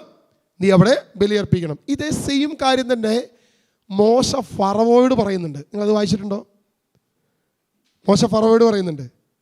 യഥാർത്ഥത്തിൽ മോശ ഫറവോയോട് പറയാൻ പറഞ്ഞത്, എൻ്റെ ജനത്തെ 3 ദിവസത്തെ യാത്ര പിന്നിട്ട് മരുഭൂമിയിൽ പോയി ബലിയർപ്പിക്കാൻ എൻ്റെ ജനത്തെ വിടണം. അല്ല, അങ്ങനെ തന്നെയല്ലേ പറഞ്ഞിരിക്കുന്നത്? വായിച്ചിട്ടുണ്ടോ അത്? വചനം അങ്ങനെ തന്നെയാണ് പറഞ്ഞിരിക്കുന്നത്. യാതൊരുവിധ മാറ്റമുള്ളത്. നിങ്ങൾ പരിശോധിച്ച് നോക്കിയോ. മോശ ഫറവോയുടെ ആദ്യത്തെ റിക്വസ്റ്റ് ഇതാണ്. സത്യത്തിൽ ഫറവോ മണ്ടനാണ്, ഇൻ്റർനാഷണൽ മണ്ടനാണ്. അവന് മര്യാദയ്ക്ക് അനുവദിച്ചാൽ മതി. ഓക്കെ, നിങ്ങൾ പൊക്കോ, 3 ദിവസത്തെ യാത്ര പോയി ബലിയർപ്പിച്ചിട്ട് ഇങ്ങോട്ട് തിരിച്ചു പോരെ. ഇവന്മാർ സമ്മതിച്ചില്ല. 3 ദിവസത്തെ യാത്ര പോകണമെന്ന് പറഞ്ഞപ്പോൾ സമ്മതിച്ചില്ല. ഇനി അപ്പോഴും മോശ പറഞ്ഞു, ആടുകളെ എല്ലാം കൊണ്ടുപോകണം. അവിടെ ചെല്ലുമ്പോൾ എൻ്റെ കർത്താവ് പറയുള്ളൂ എന്തിന് ബലിയർപ്പിക്കണമെന്ന്. അപ്പോഴും ഫറവോ വരുന്നുണ്ട്, എന്നാൽ നീയും ആടുകളും മാത്രം പൊക്കോ. അത് പറ്റത്തില്ല, എൻ്റെ ഭാര്യമാരും പിള്ളേരും എല്ലാം വേണം. സത്യത്തിൽ ആദ്യത്തെ പ്രാവശ്യം ഫറവോ സമ്മതിച്ചെങ്കിൽ മോശപ്പെട്ടുപോയനെ അല്ലേ? യഥാർത്ഥത്തിൽ മോശപ്പെട്ടുപോയനെ. അതായത് 3 ദിവസത്തെ യാത്ര പോയി നീ ബലിയർപ്പിച്ചിട്ട് തിരിച്ചു പോരെ. യഥാർത്ഥത്തിൽ ഫറവോയുടെ ഹൃദയം കഠിനമാവുകയും ഞാനിത് സമ്മതിക്കത്തില്ല എന്ന് പറയുകയും ചെയ്യുമ്പോഴാണ് ഡിമാൻഡ് കൂടി വരുന്നത്. 3 ദിവസത്തെ യാത്ര പിന്നിട്ട് 3 ദിവസം കഴിഞ്ഞ് ഭാര്യയും വേണം, മക്കളും വേണം, ആടുമാടുകളും വേണം, സകലതും വേണമെന്ന് പറയുകയും ഇവർ യാത്ര പോവുകയും അങ്ങനെ ചെങ്കടൽ പിളർന്ന് പുറത്തു വരികയും മരുഭൂമിയിൽ പോവുകയും ഇങ്ങനെ പോയി ഇടം വരെ എത്തി. അവർ കാനാൻ ദേശത്ത് വരെ എത്തി. ഇവന്മാർക്കാണെങ്കിൽ അടിമകൾ മൊത്തം ഇല്ലാതാവുകയും ചെയ്തു. യഥാർത്ഥത്തിൽ കർത്താവ് മോശയോട് പറയാൻ പറഞ്ഞ ഒറ്റ കാര്യമുള്ളൂ, നീ പോയി ഫറവോയോട് കൽപ്പിക്കണം, ഞങ്ങൾക്ക് 3 ദിവസത്തെ യാത്ര പിന്നിട്ട് മരുഭൂമിയിൽ പോയി ദൈവത്തിന് ബലിയർപ്പിക്കാൻ വേണ്ടി ഞങ്ങളെ വിട്ടയക്കണം. നീ അതിനു വേണ്ടി ഒരു പെർമിഷൻ തരണം. ഈ 3 ദിവസത്തെ യാത്രയും അബ്രഹാമിൻ്റെ 3 ദിവസത്തെ യാത്രയൊക്കെ തമ്മിൽ ദൈവത്തിന് വ്യക്തമായൊരു ബന്ധമുണ്ട്. ദൈവത്തിൻ്റെ പ്ലാനും പദ്ധതിയും അങ്ങ് അകലെയാണ് നടക്കുന്നത്. നമ്മൾ വിചാരിക്കുന്ന പോലെ ഈ ജോർദാൻ കടന്നാൽ പദ്ധതിയായില്ല, ഈ പറയുന്ന ചെങ്കടൽ പിളർത്തിയാൽ ദൈവത്തിൻ്റെ പദ്ധതിയായില്ല, 10 മഹാമാരി അയച്ചാൽ ദൈവത്തിൻ്റെ പദ്ധതിയായില്ല. ദൈവത്തിൻ്റെ പദ്ധതി കിടക്കുന്നത് ജെറുസലേം വരെ എത്തണം, ദൈവത്തിൻ്റെ നഗരത്തിൽ വരെ എത്തണം, കാനാൻ ദേശത്ത് ദൈവചരിത്രം എത്തിക്കണം. ഈ ജെറുസലേം എന്ന് പറയുന്ന ശാലോമിൻ്റെ രാജ്യത്തിൽ എത്തുന്നത് വരെ, ആ സമാധാനത്തിൻ്റെ സ്ഥലത്തെത്തുന്നത് വരെ ദൈവിക പദ്ധതി ഇങ്ങനെ തുടർന്ന് പോവുകയാണ്. യാതൊരുവിധ മാറ്റവും നമുക്കവിടെ കാണാൻ സാധിക്കത്തില്ല. Hallelujah, hallelujah. അപ്പോൾ അബ്രഹാമിന് ഒരു 3 ദിവസം കൊടുത്തു. ഇതാ വീണ്ടും മോശയ്ക്കും നമുക്ക് ആ 3 ദിവസം തന്നെ ദൈവത്തിൻ്റെ ബലിയർപ്പിക്കാൻ പോകുന്നതിൽ നമ്മൾ കാണുന്നുണ്ട്. അബ്രഹാം തിരഞ്ഞെടുത്ത അതേ സ്ഥലത്ത് തന്നെയാണ് പിന്നീട് ദൈവം തിരഞ്ഞെടുക്കുന്ന ഈ പറയുന്ന സ്ഥലം, അല്ലെങ്കിൽ ജെറുസലേം, ശാലോം, സമാധാനത്തിൻ്റെ നഗരം എന്ന് പറയുന്നത്. നമ്മൾ വിചാരിക്കുന്ന പോലെ ഈ തൃശ്ശൂർ ഭാഗത്ത് ഒരു സിയോനുണ്ട് അല്ലേ, മുരിയാട് ഒരു സിയോനുണ്ട്, എംപറർ ഇമ്മാനുവൽ. അതായത് അവിടെ ഒരു പാടമൊക്കെ നികത്തി തിരക്കേടില്ലാത്ത 1-2 തെങ്ങും തോപ്പൊക്കെ അവർ സ്വന്തമാക്കി വാങ്ങി അതിൻ്റെ പുറത്ത് ഒരു വലിയ കവാടം ഉണ്ടാക്കി സിയോൻ എന്ന് എഴുതി വെച്ചാൽ അത് സിയോൻ ആവുമോ? അത് ജെറുസലേമിൽ സിയോൻ ആവുമോ? ഇല്ല. എല്ലാവരുടെയും ചിന്ത ദൈവം ഈ പറയുന്ന സ്ഥലത്ത് കർത്താവ് വരുമെന്ന് പറയുമ്പോൾ ആ പർട്ടിക്കുലർ പ്ലേസിനെയാണ് ഉദ്ദേശിച്ചിരിക്കുന്നത് എന്നുള്ളൊരു ചിന്തയാണ്. യഥാർത്ഥത്തിൽ കർത്താവ് മുന്നമേ ഉദ്ദേശിച്ചത്, അതാ ഞാൻ പറഞ്ഞ ഉൽപ്പത്തി പുസ്തകം ആദം മുതൽ ഇത് തുടങ്ങിയതാണ്. ആദത്തിൻ്റെ നഗ്നത മറച്ചത് മുതൽ, വീണ്ടും ആബേലും കായനും ബലിയർപ്പിച്ചത് മുതൽ, പിന്നീട് മെൽക്കിസദേക്കിൻ്റെ ബലിയും, അതിനുശേഷം അബ്രാഹത്തിൻ്റെ ബലിയും, ആ അബ്രാഹത്തിൻ്റെ ബലിക്ക് ശേഷം മോശ 3 ദിവസത്തേക്ക് ആരാധിക്കാൻ പോയപ്പോൾ പറഞ്ഞതും, പിന്നീട് നിയമാവർത്തന പുസ്തകത്തിലും പുറപ്പാട് പുസ്തകത്തിലും ഈ പറഞ്ഞ 3 ദിവസം നീ എവിടെ വരണം, ദൈവത്തിൻ്റെ ഭവനത്തിൽ വരണമെന്ന് പറയുന്നതും വീണ്ടും അതിൻ്റെ കണക്ഷൻ തന്നെയാണ് കർത്താവിൻ്റെ വചനത്തിൽ. ആ കണക്ഷൻ ക്രിസ്തുവിൻ്റെ കാൽവരി ക്രൂശിനെയാണ് സൂചിപ്പിക്കുന്നത്. യേശു ക്രിസ്തു അവിടെയും കർത്താവിനെ കുറിച്ച് അവിടെ പറഞ്ഞത്, യേശു പറഞ്ഞത് 3 ദിവസം മനുഷ്യപുത്രൻ മണ്ണിനടിയിലായിരിക്കണം, ഭൂമിക്കുള്ളിലായിരിക്കണം. കൃത്യമായ കർത്താവിൻ്റെ വചനം അവിടെ പറയുന്നുണ്ട്. യേശു തന്നെ സാക്ഷ്യം കൊടുക്കുന്നുണ്ട്. നിനവേ രാജ്യത്തേക്ക് പോയ യോന മത്സ്യത്തിൻ്റെ ഉള്ളിലായിരുന്നത് പോലെ തന്നെ മനുഷ്യപുത്രൻ 3 ദിവസം ഭൂമിക്കുള്ളിലായിരിക്കണം. കാരണം അത് ലോകത്തിൻ്റെ സമാധാനത്തിന് വേണ്ടി ദൈവം തീരുമാനിച്ചിരിക്കുന്ന കാര്യമാണ്. ഉൽപ്പത്തി പുസ്തകം 3:15 നമ്മൾ ആദ്യത്തെ പ്രവചനം കാണുന്നത് അല്ലേ. പിശാചിൻ്റെ തലയെ തകർക്കും. ആര് തകർക്കും? സ്ത്രീയുടെ സന്തതി പിശാചിൻ്റെ തല തകർക്കും. നമുക്കവിടെ ആകെ അവിടെ ഉള്ളത് ആരൊക്കെയാണ്? ആദോ ഹവ്വയും മാത്രമാണ്. ആദോ ഹവ്വയും വിചാരിച്ചിരുന്ന കാര്യം എന്തായിരിക്കും? ആദ്യം വിചാരിച്ചു ഇവള് പ്രസവിക്കും, ഒരു കുഞ്ഞുണ്ടാകും, ആ കുഞ്ഞ് ആരുടെ തലയിറക്കും? സാത്താൻ്റെ തലയിറക്കും. പിറ്റേ ദിവസം എവിടേക്ക് തിരിച്ചു കയറി? ഏദനിലേക്ക് തിരിച്ചു കയറി. നമ്മൾ മറ്റേ ഇതിനകത്ത് പറയുന്നോട്ട് എല്ലാം റെഡിയായി, ഇതിപ്പോൾ ശരിയാക്കി തരാം, ഒക്കെ ഓക്കെ ആയി. അപ്പോൾ തന്നെ ആദം അല്ലെങ്കിൽ കായേനിലേക്കും ആബേലിലേക്കും കടന്നു വരുന്നുണ്ട്. പക്ഷെ വല്ലതും നടന്നോ? ഒന്നും സംഭവിച്ചില്ല. പിന്നീട് നമ്മൾ ഉൽപ്പത്തി പുസ്തകം 5-ാം അധ്യായം വായിക്കുമ്പോൾ അവിടെ ഒരു വംശാവലി എഴുതി പോയിട്ടുണ്ട്. ആദത്തിൻ്റെ വംശാവലിയിൽ അവിടെ സേത്തിനെ കുറിച്ചേ പറഞ്ഞിട്ടുള്ളൂ, കായേനെ കുറിച്ച് പോലും നമ്മളവിടെ കാണുന്നില്ല. നിങ്ങൾ ഒന്ന് ഇവിടുന്ന് വായിച്ചു നോക്കിയേ, ഉൽപ്പത്തി 5:1 മുതൽ ഒന്ന് വായിച്ചോ. ആദത്തിന്റെ വംശാവലി ഗ്രന്ഥമാണിത്. ദൈവം മനുഷ്യനെ തൻ്റെ സാദൃശ്യത്തിൽ സൃഷ്ടിച്ചു, സ്ത്രീയും പുരുഷനുമായി അവരെ സൃഷ്ടിച്ചു. അവിടുന്ന് അവരെ അനുഗ്രഹിക്കുകയും മനുഷ്യനെന്ന് വിളിക്കുകയും ചെയ്തു. ആദത്തിന് 130 വയസ്സായപ്പോൾ അവൻ്റെ സാദൃശ്യത്തിലും ഛായയിലും ഒരു പുത്രൻ ജനിച്ചു. ആദം അവന് സേത്ത് എന്ന് പേരിട്ടു. അപ്പോൾ ഈ ആദത്തിൻ്റെ ആദ്യത്തെ 2 മക്കൾ എവിടെ പോയി? അല്ലേ, ആദ്യം പറഞ്ഞു വെച്ചത് ആദത്തിൻ്റെ വംശാവലി ഗ്രന്ഥമാണ് ദൈവം മനുഷ്യനെ തൻ്റെ സാദൃശ്യത്തിൽ സൃഷ്ടിച്ചു എന്ന് പറഞ്ഞിട്ടാണ് 1-ാം വാക്യം തുടങ്ങിയിരിക്കുന്നത്. ഇത് ആരുടെ വംശാവലിയാ? ആദത്തിൻ്റെ വംശാവലിയാ. അപ്പോൾ ആദത്തിൻ്റെ വംശാവലിയിൽ ആദ്യം പറയുന്നത് ആരുടെ പേരാ? കായൻ്റെ ആബേലിൻ്റെ പേരല്ലേ? ഈ 2 പേരും അവിടെ ഇല്ല. എന്തുകൊണ്ടാണ് 2 പേരും അവിടെ മിസ്സായി? ആ 2 പേരും അവിടെ കൊടുത്തിട്ടില്ല. എന്നിട്ട് പറയാ, ആദത്തിന് 130 വയസ്സായപ്പോൾ അവൻ്റെ സാദൃശ്യത്തിലും ഛായയിലും ഒരു പുത്രൻ ജനിച്ചു. ആദം അവന് സേത്ത് എന്ന് പേരിട്ടു. ആ വാക്ക് നിങ്ങളൊന്ന് ശ്രദ്ധിച്ചു വായിച്ചേ. ആദത്തിന് 130 വയസ്സായപ്പോൾ അവൻ്റെ സാദൃശ്യത്തിലും ഛായയിലും. ഇതേ വാക്ക് തന്നെ മറ്റൊടത്ത് ഉപയോഗിച്ചു. ദൈവം തൻ്റെ സാദൃശ്യത്തിലും ഛായയിലും മനുഷ്യനെ സൃഷ്ടിച്ചു. ദൈവത്തിൻ്റെ സാദൃശ്യത്തിൽ ആദത്തെ ഹവ്വയെ സൃഷ്ടിച്ചു. അവിടെ ആദവുമുണ്ട്, ഹവ്വയുണ്ട്. അതിനുശേഷം ഒരു സ്ത്രീയിൽ നിന്ന് ഒരു പുത്രൻ ജനിക്കും. എങ്ങനെ? സാദൃശ്യത്തിലും ഛായയിലും.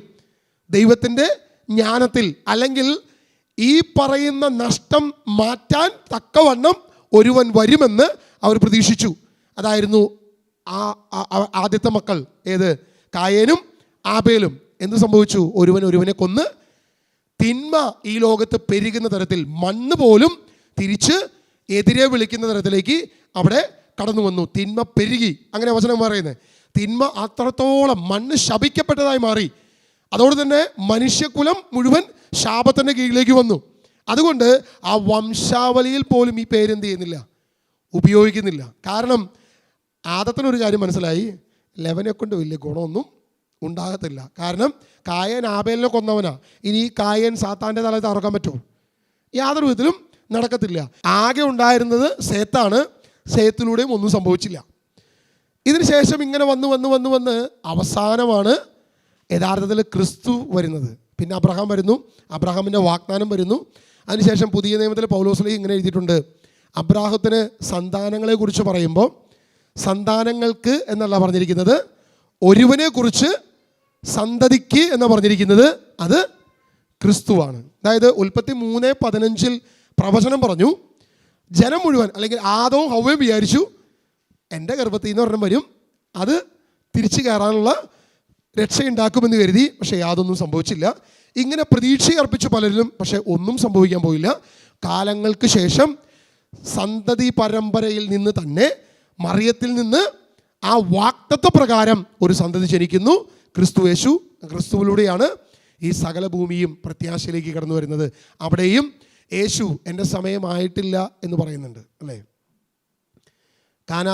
കാനായിലെ കല്യാണ നാളിൽ അവിടെ വെച്ചിട്ടല്ലേ പറഞ്ഞു, എൻ്റെ സമയം ഇനിയും ആയിട്ടില്ല. ഏത് സമയമാകാത്തെ? അത്ഭുത പ്രവൃത്തി ചെയ്യാനുള്ള സമയം, അല്ലേ? അത്ഭുതം ചെയ്യാനുള്ള സമയം യേശുവിനായിട്ടില്ല. യഥാർത്ഥത്തിൽ ഏതാണ് അത്ഭുതം ചെയ്യേണ്ട സമയം? എന്നെ 2-3 ഡൗട്ട് ഞാൻ തിരിച്ചു ചോദിക്കുക. യേശുവിൻ്റെ സ്നാനം കഴിഞ്ഞോ? കാനായിലെ കല്യാണ നാൾ നടക്കുമ്പോൾ യേശുവിൻ്റെ സ്നാനപ്പെടൽ കഴിഞ്ഞില്ലേ? സ്നാനപ്പെടൽ കഴിഞ്ഞു. 1. 2, അതായത് മരുഭൂമിയിലേക്ക് അവൻ പരീക്ഷിക്കപ്പെടാൻ ആത്മാവിനാൽ നയിക്കപ്പെട്ടു. അപ്പോൾ അതും കഴിഞ്ഞു. ഇനി എന്ത് സാധനമാണ് വേണ്ടത് ഈ അത്ഭുതം ചെയ്യാനായിട്ട്? വേറെ എന്തെങ്കിലും അതിനിടയിൽ സംഭവിക്കുന്നുണ്ടോ? ഒന്നും സംഭവിക്കുന്നില്ല, അല്ലേ? അതായത് യേശുക്രിസ്തുവിൽ നടക്കേണ്ട പ്രധാനപ്പെട്ട കാര്യങ്ങൾ, സ്നാപയോഹന്നാൻ യേശുവിനെ കാണിച്ചു കൊടുത്തു. ഇവനാണ് ലോകത്തിൻ്റെ പാപങ്ങൾ നീക്കുന്ന ദൈവത്തിൻ്റെ കുഞ്ഞാട്. യേശുവിനെ ലോകത്തിന് കാണിച്ചു കൊടുക്കാനല്ലേ സ്നാപയോഹന്നാൻ അയക്കപ്പെട്ടത് പോലും. അപ്പോൾ അയക്കപ്പെട്ട പ്രവൃത്തി, അവൻ്റെ പ്രവൃത്തി ചെയ്തേ പറ്റൂ. അപ്പം സമയമായിട്ടില്ല എന്ന് പറയുകയാണെങ്കിൽ സ്നാനം നടക്കരുതായിരുന്നു, പക്ഷെ സ്നാനം നടന്നിട്ടുണ്ട്. മരുഭൂമിയിൽ പരീക്ഷയ്ക്ക് പോകരുതായിരുന്നു, പരീക്ഷയ്ക്ക് പോയിട്ടുണ്ട്. തിരിച്ചു വരുന്ന സമയത്ത് സെബുലൂൺ നഫ്താലി, അന്ധകാരം നിറഞ്ഞ പ്രദേശം, ഇതാ ഒരു പ്രകാശം കണ്ടു. അതിനുശേഷം യേശു ഗലീലയിൽ ചെന്നു.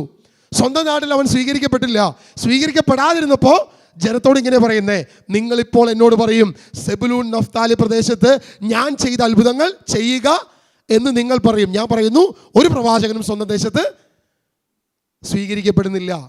അപ്പോൾ സെബുലൂണിലും നഫ്താലിലും യേശു അത്ഭുതം ചെയ്തു. അപ്പോൾ യേശുവിൻ്റെ സമയം അത്ഭുതം ചെയ്യാനുള്ള യാതൊരു സമയവുമല്ല. ഇനി യേശുവും ശിഷ്യന്മാരും കാനായിൽ ക്ഷണിക്കപ്പെട്ടിരിക്കുന്നു. അല്ല, അങ്ങനെയല്ല വചനം വായിക്കുന്നത്. യേശുവും ശിഷ്യന്മാരും ആദ്യമായിട്ട് പത്രോസിനെ വിളിച്ചപ്പോൾ മത്സ്യത്തെ വലുതാക്കി കൊടുത്തു, ഇല്ലേ? അത്ഭുതം കണ്ടിട്ട് അവൻ്റെ സകല കിളിയും പോയി. പത്രോസ് കാൽക്കൽ കമന്ന് വീണിട്ട് പറഞ്ഞു, ഞാൻ പാപിയ, കർത്താവ് എന്നിൽ നിന്നും അകന്നു പോകണമേ എന്ന് പത്രോസ് പറഞ്ഞു. ഇതും പറഞ്ഞല്ലോ അല്ലേ? അപ്പം മീനിൻ്റെ പെരുപ്പം കണ്ടിട്ടല്ലേ ഇത് പറഞ്ഞത്. വല നിറയെ മത്സ്യം വലിച്ചു കയറ്റി. അപ്പം ഇനി അത്ഭുതം ചെയ്യാൻ സമയമായിട്ടില്ലേ? അത്ഭുതം ചെയ്യാൻ സമയമായിട്ടില്ലേ? കാരണം അവിടെ ഒരു അത്ഭുതവും നമുക്ക് കാണാൻ പറ്റും. അപ്പോൾ പിന്നെ ഏത് സമയമാണ്? നമ്മൾ കാലങ്ങളായി പറഞ്ഞു കേൾക്കുന്നൊരു കാര്യമാണ്, സമയമാകാഞ്ഞിട്ടും യേശുവിനെ സ്വാധീനിച്ച് നമ്മുടെ പരിശുദ്ധ കന്യകാമറിയം നമുക്ക് വേണ്ടി കാര്യങ്ങൾ നടത്തിത്തരും. അപ്പോൾ യേശുവിൻ്റെ സമയമായിട്ടില്ല, എന്നിട്ട് പോലും യേശു എന്ത് ചെയ്തു? അത്ഭുതം പ്രവർത്തിച്ചു. അതുകൊണ്ട് നിൻ്റെ ജീവിതത്തിൽ അത്ഭുതം പ്രവർത്തിക്കണമെങ്കിൽ മാതാവിനെ മുറുകെ പിടിക്കണം. ഇതൊരു 1000 പ്രാവശ്യം കേട്ടേക്കുന്നതാണ്. ഇത് നമ്മുടെ ശരീരത്തിലെ രക്തത്തിൽ അലിഞ്ഞു ചേർന്നിരിക്കുന്നൊരു കാര്യമാണ്. പക്ഷേ ഞാൻ ജെനുവനായിട്ട് 2-3 ക്വസ്റ്റ്യൻ ചോദിക്കുന്നത്. ഒന്ന്, യേശുവും ശിഷ്യന്മാരും അവിടെ ക്ഷണിക്കപ്പെട്ടിരുന്നു. അപ്പോൾ പത്രോസ് ഉണ്ട്. കാരണം ആദ്യത്തെ ശിഷ്യന്മാരിൽ പത്രോസും യോഹന്നാനും ഉണ്ട്. ഈ പറയുന്ന ആദ്യ ശിഷ്യന്മാർ, യോഹന്നാൻ തന്നെ ഇത് പറയുന്നുണ്ട്, പത്രോസും യോഹന്നാനോടെ ഉണ്ടായിരുന്നു എന്ന് പറയപ്പെട്ടിട്ടുണ്ട്. അപ്പോൾ കൃത്യമാണ് അതല്ല. അപ്പോൾ പിന്നെ ആരാണ് എന്നുള്ള ക്വസ്റ്റ്യൻ നമുക്കവിടെ ഉണ്ട്. ഇനി പത്രോസ് അവിടെ ഉണ്ടെങ്കിൽ പത്രോസിന് വേണ്ടി കർത്താവിടെ മത്സ്യം പെരുപ്പിച്ച് അത്ഭുതം കാണിച്ചിട്ടുണ്ട്. അപ്പോൾ അത്ഭുതം ചെയ്യാനുള്ള സമയം എന്ന് പറയുന്നത് അവിടെ തന്നെ നമുക്ക് യാതൊരു വിധത്തിലും വാദത്തിന് പറ്റത്തില്ല. കർത്താവ് അവിടെ ഉദ്ദേശിച്ചിരിക്കുന്ന സമയമായിട്ടില്ല എന്ന് പറയുമ്പം യേശു അവിടെ എന്താ ചെയ്യാൻ പോകുന്നത്? വെള്ളം വീഞ്ഞാക്കി മാറ്റാൻ പോകുന്നു.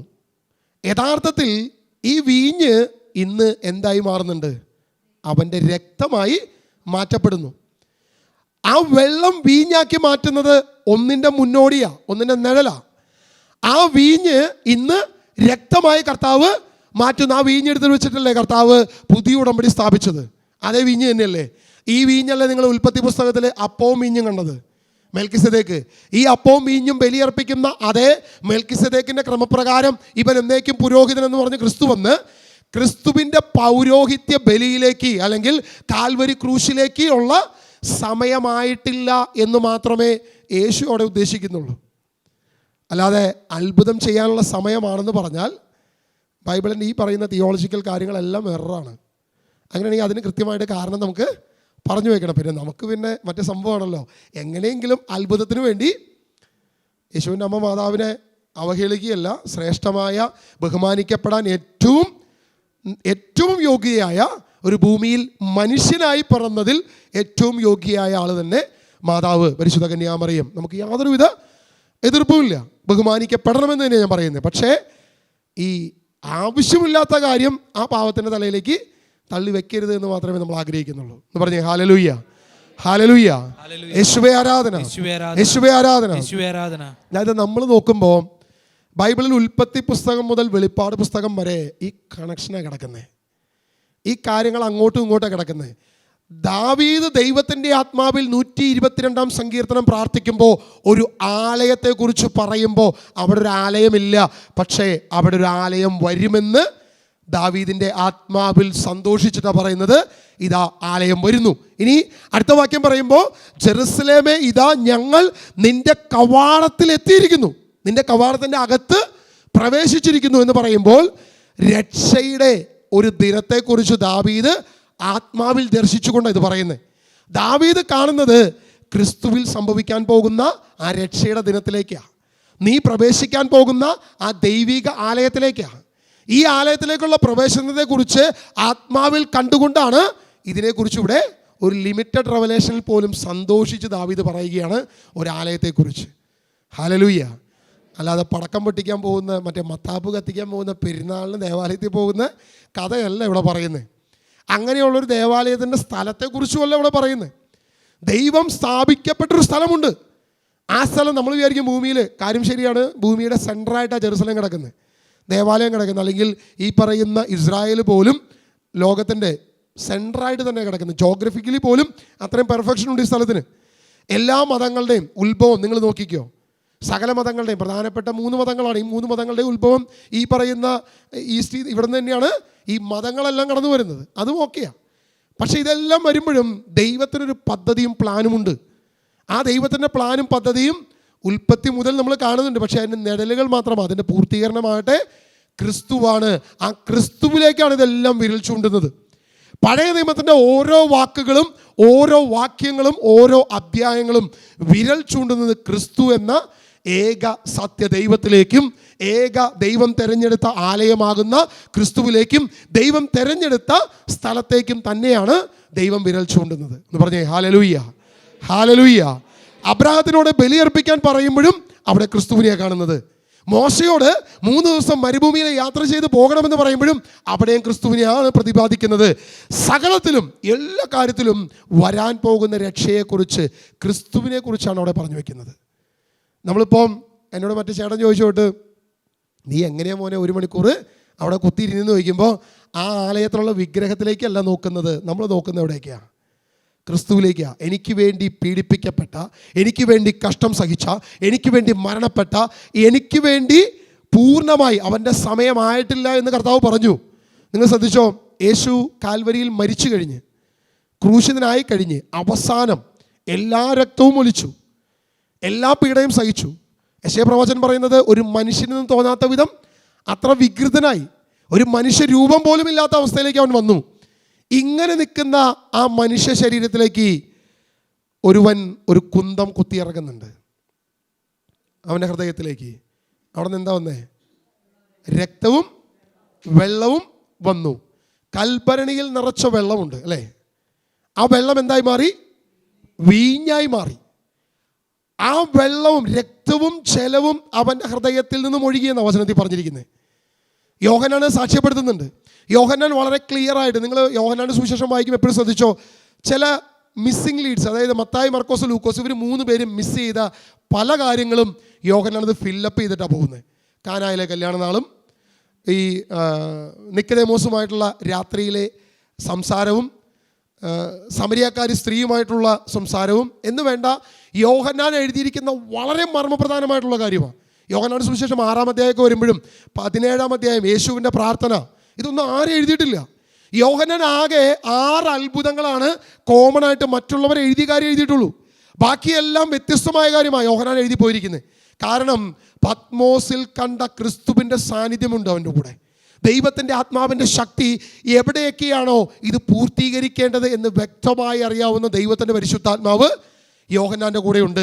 മത്തായിലൂടെ, മർക്കോസിലൂടെ, ലൂക്കോസിലൂടെ എഴുതിയ അതേ ആത്മാവ് തന്നെ, അതേ പരിശുദ്ധാത്മാവ് തന്നെ ദൈവസഭയ്ക്ക് ആവശ്യമായ സകല കാര്യങ്ങളും യോഹന്നാനിലൂടെ, വരാനിരിക്കുന്ന സഭയ്ക്ക് ആവശ്യമുള്ള സകല പ്രബോധന രഹസ്യങ്ങളും യോഹന്നാനിലൂടെ എഴുതി ഫില്ലപ്പ് ചെയ്തിട്ടാണ് 4 സുവിശേഷങ്ങൾ അവസാനിപ്പിച്ചു വെച്ചത്. ഈ 4 സുവിശേഷമാണ് ക്രിസ്ത്യാനിയുടെ അടിസ്ഥാനമെന്ന് പറയുന്നത്. ഇന്നിപ്പോൾ ക്രിസ്ത്യാനിയുടെ അടിസ്ഥാന ഗ്രന്ഥം റോമാലേഖനം എന്നൊക്കെ പറഞ്ഞൊരു തർക്കം വരുന്നുണ്ട്. റോമാലേഖനമാണ് ക്രിസ്ത്യാനിയുടെ അടിസ്ഥാനം, വേറെ ഒന്നുമല്ല, സുവിശേഷമൊന്നും ആവശ്യമില്ല എന്നൊരു തർക്കമൊക്കെ വരുന്നുണ്ട്. പക്ഷേ ഈ 4 സുവിശേഷങ്ങളില്ലെങ്കിൽ റോമാലേഖനത്തിന് നിലനിൽപ്പില്ല, ഏതെങ്കിലും ഒരു ലേഖനത്തിൽ നിലനിൽപ്പില്ല. കാരണം ഈ അടിസ്ഥാനം എന്ന് പറയുന്നത് ക്രിസ്തുവാണ്. ദൈവം സ്ഥാപിച്ച അടിസ്ഥാനം എന്ന് പറയുന്നത് യേശു ക്രിസ്തുവാണ്. അത് സ്ഥാപിക്കപ്പെട്ടതാകട്ടെ ഉൽപ്പത്തി 3:15 തന്നെ ആദ്യത്തെ പ്രവചനം തുടങ്ങി ഇങ്ങോട്ട് മുഴുവൻ ക്രിസ്തു, ആ ഒരു ദേവാലയം, ആലയം, 3 ദിവസം ഇതെല്ലാം സ്ഥാപിക്കപ്പെട്ട് വെച്ചിട്ടുണ്ട്. ദൈവത്തിൻ്റെ ദീർഘവീക്ഷണത്തിൽ അവൻ ഇന്നും ഇന്നലെയും എന്നും ഒരുവൻ തന്നെ എന്ന് പറയുന്നത് യേശുവിൻ്റെ ദീർഘവീക്ഷണത്തിൽ, ദൈവപിതാവിൻ്റെ ദീർഘവീക്ഷണത്തിൽ, ദൈവവചനത്തിലൂടെ നമ്മളോട് ഇതെല്ലാം സൂചിപ്പിച്ച് എഴുതി തന്നിട്ടുണ്ട് നമ്മുടെ കയ്യിൽ. നമുക്കറിയാൻ പാടില്ലാത്ത എവിടെയാണ് സമാധാനം? നമുക്കിന്ന് സമാധാനം കിട്ടാൻ ജെറുസലേമിൽ പോയാൽ കിട്ടുമോ? ഇല്ല. നീ ക്രിസ്തുവിൽ വരണം സമാധാനം കിട്ടണമെങ്കിൽ. നീ ക്രിസ്തുവിലായിരിക്കണം സമാധാനം ഉണ്ടാകണമെങ്കിൽ. ക്രിസ്തുവില്ലാതെ, ദൈവവചനമില്ലാതെ കുർബാനയ്ക്ക് പോയിട്ട് കാര്യമുണ്ടോ? തീർത്ഥാടന കേന്ദ്രത്തിൽ പോയിട്ട് കാര്യമുണ്ടോ? ഇന്ന് തീർത്ഥാടനമായിരുന്നു നമ്മുടെ ചെമ്മീൻ ബ്രദറിൻ്റെ വിഷയം അല്ലേ. തീർത്ഥാടനത്തിന് പോയിട്ട് വല്ല കാര്യമുണ്ടോ? ബ്രദർ പറഞ്ഞു വെച്ച കാര്യം ഇതാ, നീ പ്രകടമായി നിൻ്റെ ശരീരം കൊണ്ട് നടന്ന് ഏത് ആലയത്തിൽ ചെന്നിട്ട് വല്ല കാര്യമുണ്ടോ? മലയാറ്റൂമലയുടെ മുകളിൽ കയറിയിട്ടോ വേളാങ്കണ്ണി പള്ളിയിൽ കയറിയിട്ടോ എവിടെ ചെന്നാലും കാര്യമില്ലെന്ന്. ജെറുസലേമിൽ പോയിട്ടും കാര്യമില്ല. ഭൗതികമായ നടത്തിപ്പ് മാത്രമേ നടക്കുന്നുള്ളൂ. ആത്മാവ് ക്രിസ്തുവാകുന്ന ആ തീർത്ഥാടനത്തിലേക്ക് നീ എത്തണം. യഥാർത്ഥത്തിൽ നമ്മൾ ഈ സഭ എന്ന് പറയുന്ന ഒരു തീർത്ഥാടന സഭയാണ്. സഞ്ചരിക്കുന്ന തീർത്ഥാടനം നടത്തുന്ന ഒരു സഭയാണ് സമരസഭ എന്നാണ് സഭ പഠിപ്പിക്കുന്നത്. കത്തോലിക്ക സഭ അങ്ങനെ പഠിപ്പിക്കുന്നുണ്ട്. സമരസഭ എന്ന് വെച്ചാൽ നീ ഇന്നും യുദ്ധം ചെയ്ത് ക്രിസ്തുവിലേക്ക് നടന്നുകൊണ്ടിരിക്കുകയാണ്. നിന്റെ തീർത്ഥാടനം നടക്കുകയാണ്. ആ തീർത്ഥാടനം യഥാർത്ഥ ക്രിസ്തുവിലേക്കുള്ള തീർത്ഥാടനമായിരിക്കണം. അല്ലാതെ ഈ പറയുന്ന ഏതെങ്കിലും സ്ഥാപിക്കപ്പെട്ട നഗരത്തിലേക്കോ ആലയത്തിലേക്കോ അല്ല. നിങ്ങൾ നോക്കുക, ജെറുസലേം ദേവാലയം പോലും അല്ലെങ്കിൽ ആ സ്ഥലം പോലും ദൈവം തീരുമാനിക്കാത്ത സമയത്താണ് ദാവീദ് ഈ സങ്കീർത്തനം പാടുന്നത്. ഈ സങ്കീർത്തനം പാടി ദൈവത്തെ ആരാധിക്കുന്നത്, ദൈവത്തെ മഹത്വപ്പെടുത്തുന്നത്. അതാണ് നമ്മൾ വായിച്ചേ. അതിൻ്റെ 5-ാം വാക്യം മുതൽ വായിക്കാൻ പോനെ. 122-ന്റെ 5-ാം വാക്യം മുതൽ. അവിടും ന്യായാസനങ്ങൾ ഒരുക്കിയിരിക്കുന്നു. ദാവീദ് ഭവനത്തിന്റെ ന്യായാസനങ്ങൾ. ജെറുസലേമിന്റെ സമാധാനത്തിന് വേണ്ടി പ്രാർത്ഥിക്കുവിൻ. നിന്നെ സ്നേഹിക്കുന്നവർക്ക് ഐശ്വര്യമുണ്ടാകട്ടെ. നിന്റെ മതിലുകൾക്കുള്ളിൽ സമാധാനവും. അല്ല, അതിന്റെ 4-ാം വാക്യം ഒന്ന് വായിച്ചോ. 4-ാം വാക്യത്തിൽ ഒരു ചെറിയൊരു കാര്യം ഒന്ന് പറഞ്ഞ് അവസാനിപ്പിക്കാനുണ്ട്. അതിലേക്ക് ഗോത്രങ്ങൾ വരുന്നു, കർത്താവിന്റെ ഗോത്രങ്ങൾ. അതായത് 12 ഗോത്രങ്ങളാണ് അവിടെ പറഞ്ഞു വെച്ചിരിക്കുന്നത്. യഥാർത്ഥത്തിൽ പഴയ നിയമത്തിൽ ഈ 12 ഗോത്രങ്ങളാണ് പറഞ്ഞു വെച്ചിരിക്കുന്നതെങ്കിലും ഇതെല്ലാം സകല മനുഷ്യരെ കുറിച്ചുമാണ് അല്ലേ. 12 ഗോത്രങ്ങൾ എന്ന് തന്നെ കാണിക്കുന്നത് വിവിധ രാജ്യങ്ങൾ, വിവിധ ദേശങ്ങൾ, വിവിധ വംശങ്ങൾ, വർഗം, വർണ്ണം ഒന്നും വ്യത്യാസമില്ല. എല്ലാവരും ഒരു സ്ഥലത്ത് വരണം അല്ലേ. ലേവി പൗരോഹിത്യത്തിന് ശ്രേഷ്ഠതയുണ്ട്. യൂദാക്ക് ദൈവത്തിൻ്റെ തെരഞ്ഞെടുപ്പിൽ ശ്രേഷ്ഠതയുണ്ട്. മനാസയ്ക്ക് വേറെ ശ്രേഷ്ഠതയുണ്ട്. ഈ ഗോത്രങ്ങൾക്കൊക്കെ വിവിധമായ കാര്യമുണ്ട്. പക്ഷെ ദൈവം ആദമെന്ന ഒരു പൊതുപൂർവികനെ നമുക്ക് നൽകിയിരിക്കുക. അതായത് മനുഷ്യകുലം മുഴുവൻ ഒരുവനിൽ നിന്ന്, ദൈവത്തിൻ്റെ ഛായയിലും സാദൃശ്യത്തിലും ദൈവം സൃഷ്ടിച്ച ഏകനിൽ നിന്നാണ് ഈ മനുഷ്യകുലം മുഴുവൻ വരുന്നത്. ഇവർ മുഴുവനും എവിടെ വരണം? ദൈവത്തിൻ്റെ ആലയത്തിൽ വരണം. എന്ന് വെച്ചാൽ ക്രിസ്തുവിൽ വന്നേ പറ്റൂ. നീ ക്രിസ്തുവിൻ്റെ അടുത്ത് എത്തിയിരിക്കണം. അതിന് യാതൊരുവിധ മാറ്റവുമില്ല, ഒരു മാറ്റവും പാടില്ല. നിനക്ക് സമാധാനമോ സന്തോഷമോ രക്ഷയോ കൃപയോ എന്ത് ലഭിക്കണമെങ്കിലും നീ ക്രിസ്തുവാകുന്ന ആലയത്തിൽ വന്നേ പറ്റൂ. യേശു ദേവാലയത്തിൽ നോക്കിയിട്ട് പറഞ്ഞു, ശിഷ്യന്മാർ യേശുവിനോട് പറഞ്ഞു, എത്ര മനോഹരം, എത്ര ശ്രേഷ്ഠം. കർത്താവ് പറഞ്ഞു, അത് തകർക്കപ്പെടും, 3 ദിവസം കഴിഞ്ഞ് അത് വീണ്ടും പുനരുദ്ധരിക്കും. യേശു പറഞ്ഞത് ആ ആലയത്തെക്കുറിച്ചാണോ? അല്ല, തൻ്റെ ശരീരമാകുന്ന ആലയത്തെക്കുറിച്ച്. യോഹന്നാൻ തൊട്ട് താഴെ തന്നെ എഴുതിയിട്ടുണ്ട്, യേശു പറഞ്ഞ ആലയം ഒരിക്കലും ജെറുസലേം ദേവാലയമല്ല, തൻ്റെ ശരീരമാകുന്ന ആലയത്തെക്കുറിച്ചാണ്. അത് 3-ാം ദിവസം ഉയർത്തെഴുന്നേൽക്കും. അവൻ്റെ ഉയർത്തെഴുന്നേൽപ്പാണ് നമ്മുടെ സമാധാനം, നമ്മുടെ സന്തോഷം, നമ്മുടെ രക്ഷ, വിടുതൽ. ആ ആലയത്തിലേക്ക് നീ വന്നേ പറ്റൂ. ഇത് തന്നെയാണ് ദൈവത്തിൻ്റെ ആത്മാവിൽ ദാവീദ് പറയുന്നത്. അതാണ് 4-ാം വാക്യം. അതിലേക്ക് സകല ഗോത്രങ്ങളും വരണം. കർത്താവിൻ്റെ ഗോത്രങ്ങൾ ഇസ്രായേലോട് കൽപ്പിച്ചതുപോലെ കർത്താവിന്റെ നാമത്തിന് കൃതജ്ഞത അർപ്പിക്കാൻ അവർ വരുന്നു. കർത്താവിൻ്റെ നാമത്തിൽ കൃതജ്ഞത അർപ്പിക്കാൻ. നമ്മൾ സത്യവേദപുസ്തകത്തിലാണെങ്കിൽ യഹോവയുടെ നാമത്തിൽ നിന്നായിരിക്കും വായിക്കുക. യഹോവയുടെ നാമത്തിൽ കൃതജ്ഞത അർപ്പിക്കാൻ. ഞാൻ കഴിഞ്ഞൊരു നമ്മൾ ഏതൊരു ലൈവിലാണെന്നുകൊണ്ട് നമ്മൾ പറഞ്ഞു, പിതാവിൻ്റെ നാമം, പുത്രൻ്റെ നാമം, പരിശുദ്ധാത്മാവിൻ്റെ നാമം, 3 നാമം ഒറ്റ നാമം തന്നെയാണ്, വ്യത്യാസമൊന്നുമില്ല. കാരണം യേശു പറഞ്ഞു, പിതാവേ അങ്ങ് നൽകിയ അങ്ങയുടെ നാമത്തിൽ എന്നെ മഹത്വപ്പെടുത്തണമേ അല്ലെ. അങ്ങനെയല്ലേ കർത്താവ് യേശുവിനെ പ്രാർത്ഥിച്ചത്. യേശുവിൻ്റെ പേര് തന്നെ യഹോശുവ, യഹോവ രക്ഷിക്കുന്നു എന്ന വാക്കാണ് നമ്മളവിടെ കാണുന്നത്. ഇനി അതേ കാര്യം തന്നെ യേശു പറയുന്നുണ്ട്, അങ്ങയക്കുന്ന പരിശുദ്ധാത്മാവ് എൻ്റെ നാമത്തിൽ. ആരുടെ നാമത്തിൽ? യേശുവിൻ്റെ നാമത്തിൽ അയക്കുന്ന പരിശുദ്ധാത്മാവ്. ആ പരിശുദ്ധാത്മാവിൻ്റെ നാമം എന്തുവാ? മെൽക്കിസദേക്ക് എന്നല്ല പരിശുദ്ധാത്മാവിൻ്റെ നാമം. ഈ സിയോനിലുള്ള കൂടാരക്കാർ പഠിപ്പിക്കുന്ന അങ്ങനെയാണ്. മെൽക്കിസദേക്ക് എന്നാണ് പരിശുദ്ധ. നമ്മൾ ക്രിസ്ത്യാനികളുടെ ഒരു പ്രശ്നം എന്ന് വെച്ച് കഴിഞ്ഞാൽ, എന്തെങ്കിലും ഒരു കാര്യത്തെക്കുറിച്ച് പകുതി പറഞ്ഞിട്ട് ബാക്കിയുള്ളത് പറയാതെ പോയി കഴിഞ്ഞാൽ നമ്മൾ അതിൻ്റെ പിന്നാലെ പോകും. നിനക്ക് പിതാവിൻ്റെ നാമം അറിയോ? ആ അറിയാം, യഹോവ. പുത്രൻ്റെ നാമം അറിയോ? അറിയാം, യേശു. പരിശുദ്ധാത്മാവിൻ്റെ നാമം എന്തോ? അത് പരിശുദ്ധാത്മാവെന്നാണ്. അല്ല, അത് നാമമല്ലല്ലോ, അത് ആത്മാവല്ലേ. നാമം എന്തുവാ എന്ന് ചോദിക്കുമ്പോൾ നമ്മളിങ്ങനെ പെട്ടിങ്ങനെ നിൽക്കുക. അപ്പോൾ അവർ പറയും, അങ്ങനെ ഒരു നാമമുണ്ട്, ഇത് അറിയണമെങ്കിൽ ഞങ്ങളുടെ കൂടാരത്തിൽ വരണം. കൂടാരത്തിൽ വന്നാൽ ഞങ്ങൾ ആ നാമം പഠിപ്പിക്കാം. അപ്പോൾ നമ്മൾ അമ്മച്ചിമാർ എല്ലാം കൂടി കൂടാരത്തിലോട്ട് ചെക്ക് കയറും.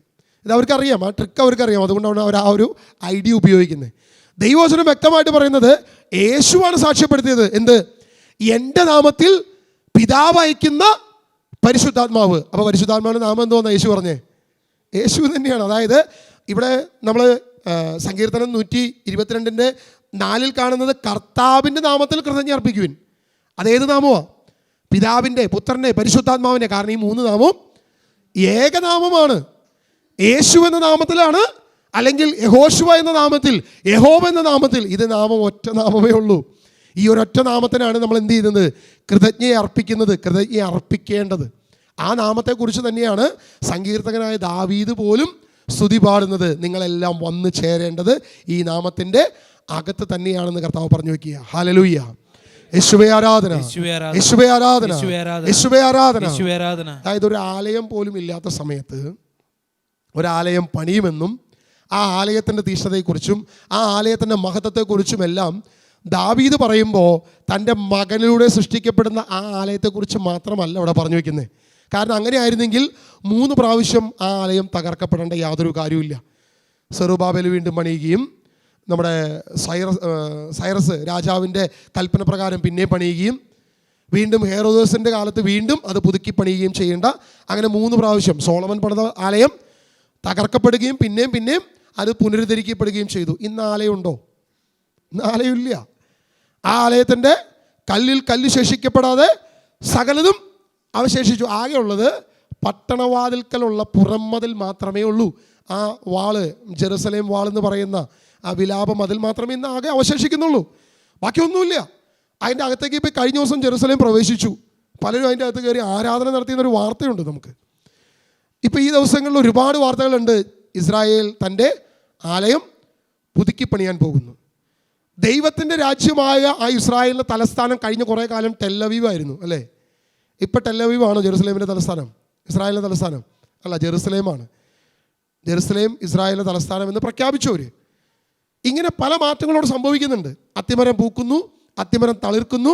ഇതാ വീണ്ടും ദൈവത്തിൻ്റെ പട്ടണമായി അത് ഫിസിക്കലി പോലും മാറ്റം വരുന്നു. അതായത് ഇത്രയും കാലം ഫിസിക്കലി ഈ പറയുന്ന ഇസ്രായേലിൻ്റെ തലസ്ഥാനം ടെല്ലവീവ് എന്ന് പറയുന്ന ഒരു നഗരമായിരുന്നു.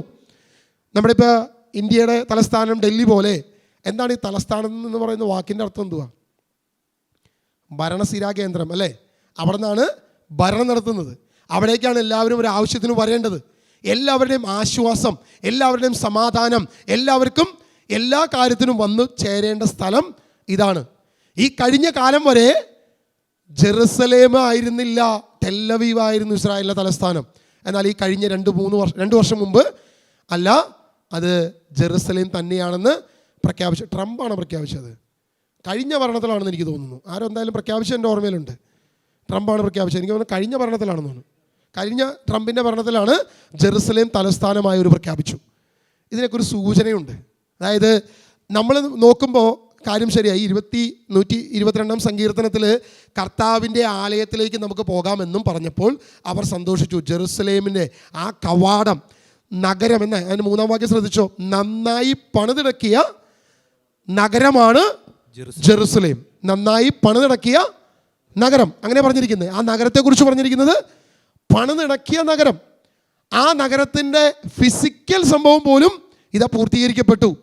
ജെറുസലേം തന്നെയായി അതിൻ്റെ തലസ്ഥാനമായി മാറി. ഇതൊക്കെ ഒരു സൂചനയാണ്. ക്രിസ്തുവിൻ്റെ 2ാം വരവിന് മുന്നോടിയായിട്ടുള്ള പല കാര്യങ്ങളിലേക്ക് ഇത് അടുത്തടുത്ത് പോകുന്നത്. നമുക്കിപ്പോഴും പെരുന്നാൾ എങ്ങനെ ആഘോഷിക്കാം, എങ്ങനെ പൂത്തിരി കത്തിക്കാം, എങ്ങനെ പടക്കം പൊട്ടിക്കാം, കഴിഞ്ഞ ഓണത്തെക്കാളും വെടിക്കെട്ട് കുറച്ചും കൂടി നന്നാക്കണം. വർഷത്തിൽ 3 ദിവസം നമ്മളിപ്പോഴും ആലയത്തിൽ പോയിക്കൊണ്ടിരിക്കുക. ഈസ്റ്ററിന്, ക്രിസ്മസിന്. ഞങ്ങളങ്ങനെയാണ്. ക്രിസ്മസിന്,